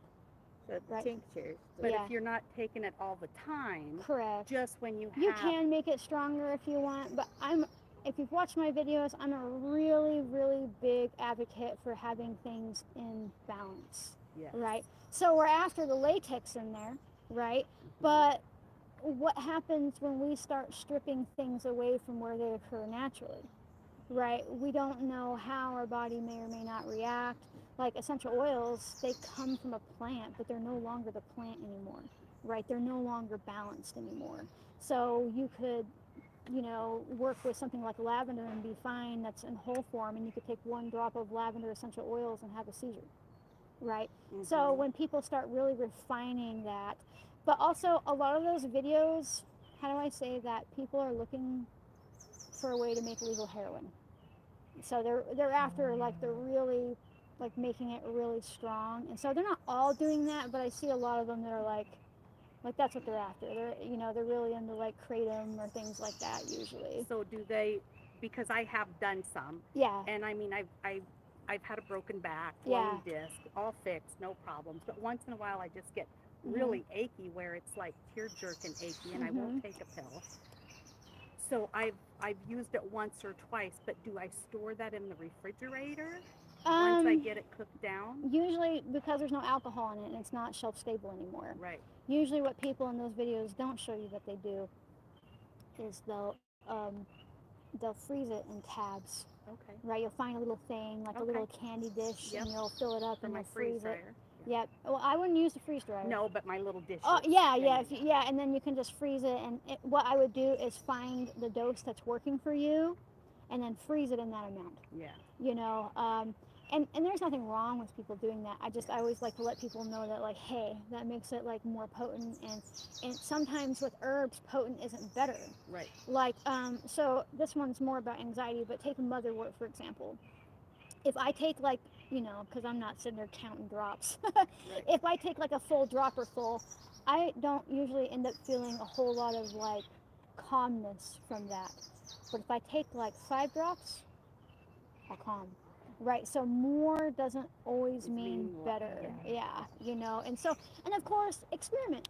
See, make it both ways. Yeah. See which one gives you not just immediate relief. See which one lasts longer. Yeah. You know. So the other thing, like with you, I know you sell stuff, but Mhm. do you have to buy 10 extra houses to store this shit? So, Because I'm telling you, I'm out of cool, dark spaces. And I'm telling you, I have more than one house to store yeah, it in. yeah, that happens. But because I'm selling it, it gets pushed out, right? And so what we do is, as we're making the stuff we make, I don't keep it around anymore. I have him drive over to Boise and drop it off at our fulfillment company. And then when anybody places an order with me, it goes to them and they pack it and ship it for me and they charge me out the ass for it. Is But it cheaper to do it yourself and just put another building out there? here's the thing you need to understand. Eventually, in any type of business, you have to ask yourself, okay, so yeah, it would be cheaper for me, but what's the cost to my body? Right. What's the cost to my time? So for those of you that might have been following me for a long time, I've been doing this for a decade, and a lot of you might remember right after a shop update when I was on Etsy back in the day, I'd work for 3-4 weeks to be ready for an update, and then right as it was done, it would take me another 14 days to pack and ship everybody's orders. When that happened, I literally sat in a chair with a computer in front of me and all the stuff around me and some shitty daytime random vampire series or some shit off of Netflix, right? Just something I'm like, that's got 15 seasons. I'm just gonna put it on, right? And then I'm packing, I'm weighing, and then he would have to take it, like, if there was a reason that we were ever going to end up divorced, it was because of packing fucking orders. It's so stressful because you're having to get these orders out and people are like, where's my order? Where's my order? You know, so I always tell anybody, even if you're just growing, from the beginning, if you can afford it, if you can build it into your cost structure, use a ship fulfillment company. Just start from the beginning. I wish I would have. It actually would have allowed me to grow more in the beginning there, because I wouldn't, suddenly I'd not be 2 weeks into having to ship stuff. I could have taken a rest or a break, you know, or things just go out faster. So then you make your tincture, you let it set, then take it. So I make my tincture, I let it set, I strain it, I bottle it, I label it, I send it in for testing, and then when I get the test back, then I take it over to the fulfillment company. And then what about like your creams? You make the whole cream and then send it? Yep, and we drive it over there. Now we used to hire people to come, like a sprinter van, because we'd have all these boxes and they'd come and pick it up and take it for us. But that's when we used to have a ship fulfillment place in Ashland. And that's a lot further drive, you know, and then that place was really good at first, and then it was small and it went downhill and we outgrew it. And multiple times, we had a customer get another customer's package shoved into the package with nothing else and then just a label on it. Like, what the fuck? Like, how did that even happen as an accident? And nobody was like, oh, I ordered this other customer's package. Right. They send other people's stuff. Yeah, and so, but yeah, it was definitely a big shift for us. And now we're working on, so I started making the Synergism capsules, and I have this thing to where I underestimate myself and what people would want from me. I went through all the effort to get approved by the DEA that sounds crazy, but to buy an encapsulation machine, a real one. They don't want people out there having these machines that can make thousands of pills unless I have like serial number and all. I had to submit an application and shit. I was like, you know, because it's the cops, right? But so I got approved for that. I bought a machine. I instantly outgrew it before I bought it. You know, like I could make about, in a day I could make enough pills to make about 200 bottles, right, of whatever the blend I was making, and then I'll throw those on there during a shop update, and if they're popular, they're gone. And that's awesome. That's really awesome, except for there's this thing in business in general. If you can't keep up with your demand, that's not a good thing. Right. So every person that got it, all the other people didn't get it. So I found this place in Wisconsin. It took me forever to find a decent place. this place in Wisconsin called Beehive Botanicals, and this is gonna sound funny, but I picked them because 10 years ago they got raided by the FDA, and I mean raided. And just because they were making a claim, which is easy to do if you're not watching, and because one of their ex-employees had put up a mock site to impress them with their skills without telling them, and they had just filled out stuff casually, right, just to show them what their website skills were, but he made all these medical claims. And so they literally, the FDA will literally kick down your door like this. So they came in there and they raided them, but that means they're really, really on top of being compliant. So I picked them because that, but also they were really transparent and they were really great to work with, and they took me seriously. So now when I make something, as I can afford it, which is sometimes, what I say is, okay, people really like this one, like my Lion's Mane Rosemary one. Now I just got those delivered like a week ago and they made them for me. But the only difference is I'm not killing my body to make them. I sent in all the ingredients, they follow my recipe, I send in the labels, and then what's also cool is included in the cost for me is all the lab testing that I don't have to mess with anymore because they're doing it for me. And then you get a portion. Yeah, well, and then I get all of them, and I pay them up front. So it's like I'm not like giving them a cut of anything. I have to pay them to produce it for me. Yeah. But it's something that I'm working Do towards. you worry about companies like that stealing your? You know, you can't really patent this kind of stuff, unfortunately. She gives it away for free every day. Yeah, anyway. and the only thing that you can do, because people do steal my stuff all the time, I do some stuff like try to hide my recipes from people that I see are obviously like, we'll get a message in the customer service pretty often. You can tell by someone's like, hey, I'm curious about the ingredients and let's say like this balm, and now usually I'm saying what the primary stuff is, but they want an exact list, and of course it's always in the packaging, but I'm not actually required to put it on cosmetic stuff publicly. It's a proprietary blend. And I'll say, oh yeah, if you have an allergy, this, but then I get the ones that are like, hello, I want to buy this, but I have allergies and I demand to know the entire ingredients list. They demand. Yeah, it's always something like that. They might not use that word, but it's very like, I will not shop with you, I will not support you. You always look them up, they've never shopped with you before, and I'm like, you run an herbal shop, right? Like 9 times out of 10, it's somebody who does that for a living, and so I'm not always, and I'm always pretty like, but most of the time I'm pretty straightforward with what's on there. But I have had a lot of recipe poaching over the years. I've had people pretend to be me without using my name, like just all kinds of herbalists. Like I've had them take my actual personal writing and slightly change like what they said before and after and just throw my personal story in the center of it, It's crazy stuff. So yeah, I think, what time is it? It's 3:40? All right. So with all your spare time, when are you going to do your next book? Because I love your 2 books. Well, I just finished that last book. So give me a moment, but I actually have, thank you so much for showing up. I actually have a plan, and I'm hopeful to do it. I want to do a case study on myself, which I know people were like, oh, in the scientific community, they're like, that would be biased. But I want to do this thing to where, okay, so I can use herbs, and I can use vitamins, and I can do all this stuff, but sometimes I feel like ultimately all these things, even though they're supportive in our current society, end up being a band-aid for our disconnection from the land.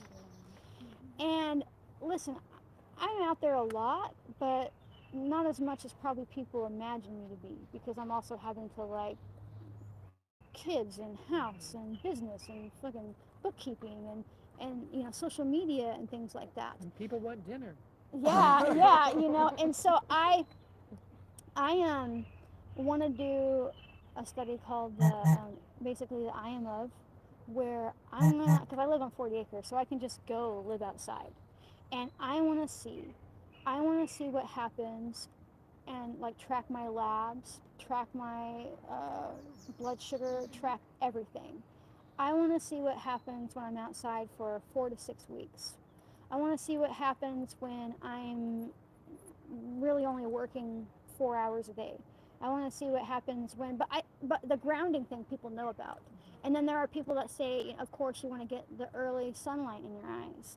But you know what's really interesting is that nobody has ever put all these things together as far as a study. Now, I don't think I really need to do the study to know that what's going to happen, right? But I also think we forget another thing that humans would have been evolved to, and that's firelight in our eyes at night, right? And so yeah, you know, so what happens if, so I bought this canvas bill tent, and I took the floor out of it. It unzipped. I found one.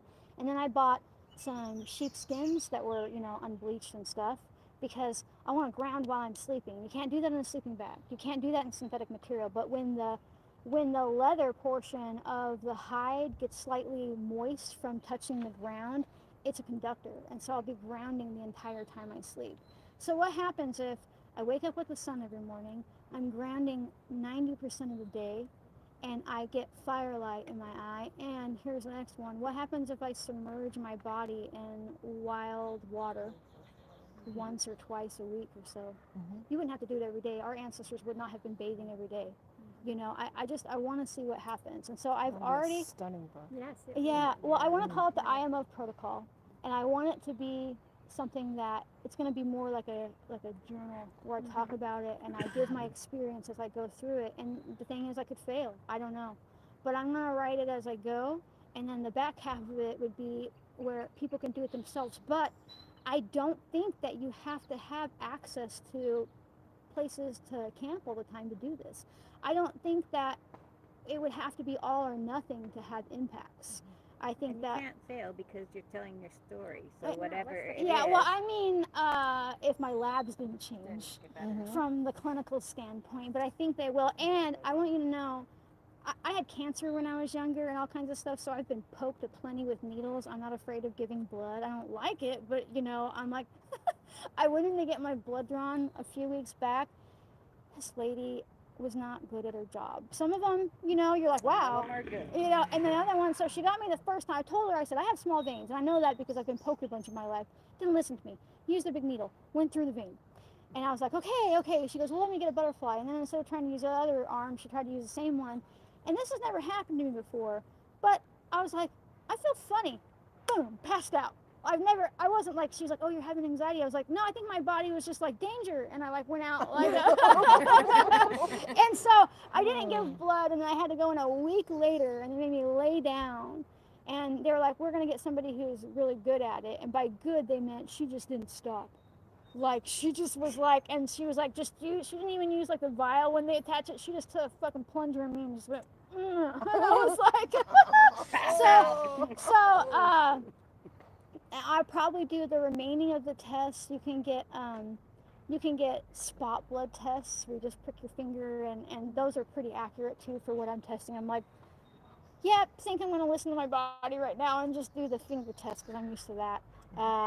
But that is my next book that I want to work on. And so, but I also, I want to do like video recordings like once a week. Like I want to, you know, like one of those out in the wild shows, but not quite the same.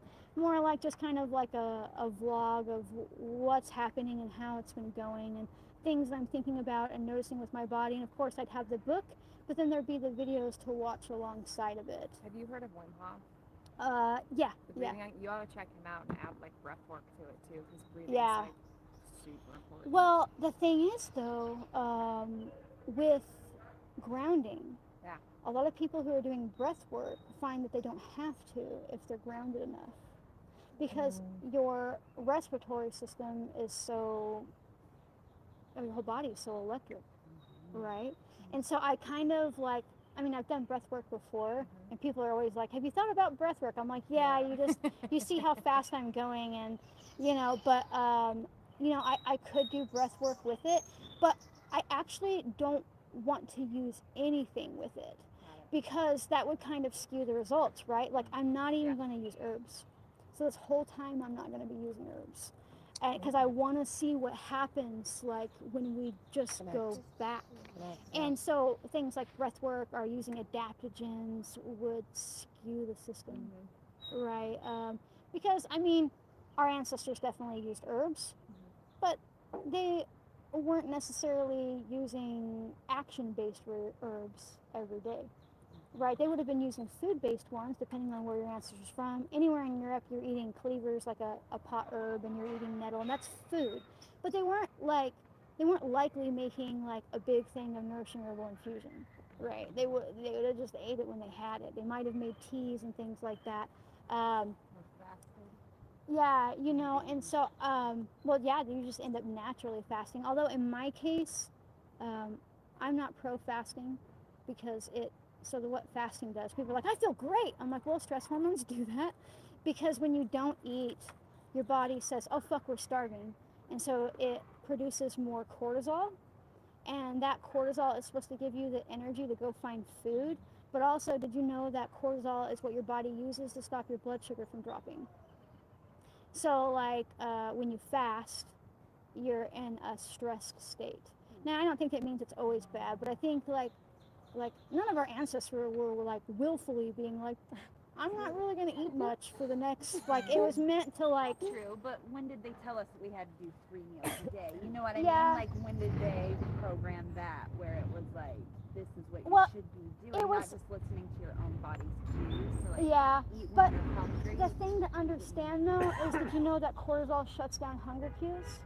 So when you don't eat, your body... I'm not saying, like, all the time fasting Oh, either. Just, like, no. You know. But I mean, like, so yeah, I know that, if like, you're sick not or everybody would have eaten, like, 3 meals a day all the time. You know, I definitely get that concept, but it would have been far more intuitive eating. But also, if we're going back far enough, they would have never turned down a chance to eat. Correct. You out there, you can kill your meat while you're out there too. Yeah, you Never know. turn it down. But the scary thing about fasting is how much long-term damage it can do to your body from the stress.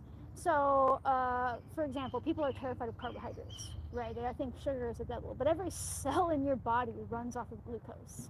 So when you're not eating carbohydrates or you're fasting, your body creates this cortisol to keep your blood sugar up. But it keeps your blood sugar up by digesting your muscle. It starts eating away at your muscles, and it starts eating away at your organs, and then you're like, oh, I'm fine, and I feel so much better, but you're causing long-term stress damage. Again, I don't think it means that, like, there's never a time and place for it, but in our current industry, there's, like, a lot of really damage being done from the long-term fasting and stuff. You know, not just like if you're sick with something. You give yourself, like, 42 hours, so like your body is actually working on the sickness and not like breaking down the food. And that should be based on the fact of, do you feel hungry? Correct. Right, like, because some people be like, oh, just listening to the body, what it needs. but it gets really insidious because people are like, oh yeah, I'm not hungry, and so I listen to my, but hunger cues go away. And as a person who has literally lived through starvation as like a homeless street kid that wasn't doing it for fun, you don't feel hungry. And it wasn't until about 2 years ago when I got the concussion, a year ago, maybe a year and a half or so, when I actually started to make myself eat. Do you know that I've gained 48 pounds? I have gained 48 pounds. And some people are like, yeah, I can tell. But no, you can't. I only weigh 133 pounds, and I gained 48 pounds. It's fucking crazy. And so people will be like, oh, one lady forever a comment, she's like, you were so skinny back in your other videos, and you look so healthy, and now you've gained weight. How are you sitting here telling about health?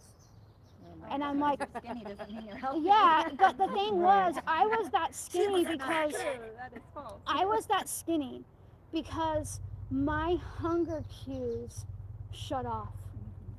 And it wasn't because I thought I was fat or I didn't want to eat or I had an eating disorder. I did have disordered eating, which is different. But that's because my body had gone through fasting, even if I hadn't done it on purpose, and my body had learned to not tell me that I'm hungry. When people are like, I'm not hungry in the morning, I'm like, your body is starving, but your hunger cues aren't on right now. If you start making yourself eat small meals and slowly, get to larger meals, I wake up in the morning now, and if I don't eat within 30 minutes, I am like ravenous, right? But before, I was like, maybe I'll eat a little bit in an hour or two, and then maybe I'll just live off some leftovers, and then maybe I'll just have this healthy snack and get back to work, and then maybe I'll just cook this one decent dinner. You know, so it's really insidious because we can listen to our body and we should, but we have to be honest with ourselves. Have we already done something that makes our body not be able to tell us what it really wants?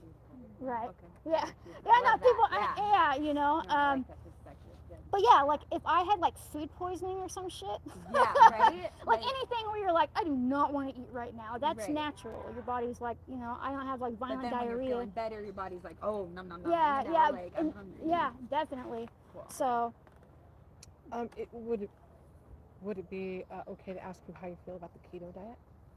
I think that your kidneys are going to shut down. Right, because my sister keeps doing this whole, the keto diet's the only thing that works for me. Well, it obviously doesn't work for me. It's the same concept, except for like the fact that you put yourself into ketogenesis because you're not eating any carbohydrates, and then you're eating this meat, but you're not going to be getting enough carbohydrates out of the glucose that's in the meat, right? And so your body just digests itself slowly, and you're constantly living off of cortisol because you require cortisol to break down all of that stuff, right? And so it's just, and the kidneys. It's one of those fad diets that came out, in the early 2000s, and it was bad enough that doctors actually said something about it. And they don't usually get involved, but when you start, fucking shutting down your kidney function. Well, and Atkins, the Atkins diet, same thing. Look up what he died of. Yeah. Yeah, ultimately, so when I started to like work on eating better, eating more, I should say, I started working with like pro-metabolic. It's not a diet. People are like, oh, the diet. I'm like, it's not a diet. It's just the concept of making sure that you're eating carbohydrates, fat, protein. And really, it just helps people learn how to eat carbohydrates again and stop demonizing them. And that doesn't mean that I'm eating candy bars and this stuff all the time. I'm eating things like ripe fruit, honey, I'm eating squash, I'm eating potatoes, I'm eating all the things that nobody ever used to be afraid of eating. It's fucking crazy. I had a post forever ago on Instagram showing the before and after. I know I look tired right now, but I think I was 34 in one picture and then 37 in the next, and I look younger at 37 than I did at 34 because I was exhausted. And it wasn't like I avoided carbohydrates. I've never been that person, but I just didn't eat enough. But in that comment section, there are so many women, and it's mainly women, if we're honest with ourselves.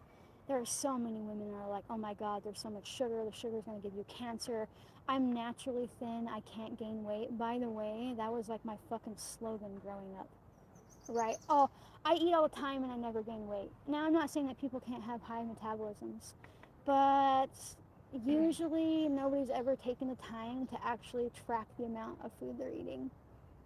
And they get really defensive, and I was the same way. Because I would eat like a huge fucking hamburger meal or something like that. I wasn't afraid of the stuff, but I didn't eat enough, right? And that saved me too. And this will be like, classic me, but like I didn't have an orgasm for the first time in my life until I gained weight. If you can't have orgasms, anybody who's watching this, especially as a female, that's because it's like creep the fuck out. Because it's like we're not safe right now. We don't have the resources we need to make a baby, let alone. And it was crazy because for years I was like, oh, I guess I must be asexual because I never, and then when it happened, just because I'm already out there, happened in the bathtub, didn't know what to expect, almost drowned. Right? Because my body locked the fuck up and the bathtub was way too full and I was just like, holy shit. And I know that we don't talk about this much and it makes people feel uncomfortable, but for women, and not everybody has to be able to do that, and usually women don't until they're in their 30s sometimes, but we don't have discussions about it, and we should be able to use it as a barometer to our health. If we can't have an orgasm, it doesn't mean that there's anything necessarily wrong with us, but it could encourage you to say, am I under eating? Am I too stressed out? Are my hormones all fucked up? Do I not feel safe in my relationship or in the situation that I'm in? Because the female body is so impacted in different ways from the environment because we are cyclical beings, right? Like men's testosterone kind of ebb and flow, but we get 4-ass cycles where we're like a whole different person with different levels. And if we're not eating enough, and if we're not taking care of our body enough, those cycles can't really happen. I mean, they happen, but we might have really painful periods or no periods at all, or we can't get pregnant, or we're depressed all the time, and skin issues, and a lot of things that just come along from not paying attention to our body. You know, people usually are like, whoa, but it is what it is. And then I was like a teenager because it took me like a solid 2 months to be like, you know, not the teenager in the bathroom, basically, you know, because, and then it just calmed down. But what was also crazy is how much my stress levels mediated. And that's because when that happens, we release oxytocin. Right now, I don't think that it's not the only thing. And again, if I would have heard this before I could, I would have felt defensive. And so I understand if people come from that, you know. But it was just such like, I don't know, it completely changed my world. But not just because of what had occurred from it, but looking at how my body had been impacted by those things and under eating and like the stories we tell ourselves.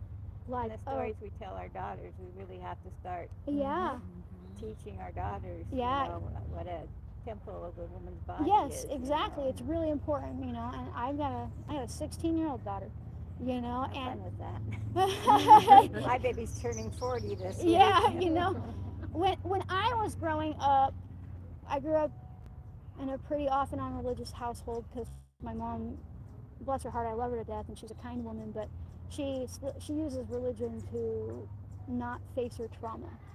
She uses it as a way to hide. So I've been many religions growing up, right? I've gone from having holidays taken away to holidays back to you can't do that to, you know, and so but in that environment there was no room for me to have a maturing body. This woman, and I love her to death, and she'll never watch this, not this long anyhow, you couldn't have anything in your room that was even like potentially phallus shaped. Like, and you wouldn't know why. She would just come and throw it away. You know, and like she never really gave you to talk about it. It was just gone. You know, like one time, one of my aunts gave me all these really cool, like glass-blown fruit things. And I thought they were cool because at the time I really wanted to blow glass when I was younger. And I was only like 11. I'd seen somebody do it, and I was like, wow. Well, I didn't have an eggplant. I didn't have a banana. I didn't have any of the stuff that came with it when I got back from school. And I was like, what happened to it? She's like, don't worry about it. And I was like, you know, and so I never knew any of that stuff. And I worked really hard with my daughter to be like, this is okay. And we can get you what you need so you don't have to find something that's shaped like that if that's what you need to do, you know, like, so I just think that it's a conversation that should be more centered around health, because people talk about it a lot, about acceptance and things like that, but, and it's there for sure, but not as many people talk about connecting it to, like, looking at our physical health as like a marker of what's going on, you know. So yeah. I think I'm gonna hop off the live. There's still like 455 people watching. So let me do this right quick. That'd be fucking crazy. I don't know if I'd get in trouble if they all just showed up. Okay, so for those of you watching, I'm really, really grateful that you've been here with me. I've not seen a single comment. You could be angry at me, I don't know. But for the future people, if you want me to come to your area when this video uploads, tell me in the comment section, like if you know of a cool park in your area or things like that. And if you want to support my capacity to come and just like talk and talk and talk, consider calling something home from my shop. Right now, I would love if people could subscribe to my Synergism capsules, because that makes it easier for me to know like if I'm gonna have money to pay bills. And it would really support my mission to give out knowledge freely. And remember, no matter what, you are smart enough to do this, okay? So, yeah, oh yeah, you're supposed to like, comment, subscribe, all other stuff I say. So, thanks so much for watching, and I'll see you next time, folks. Bye. Goodbye. Bye.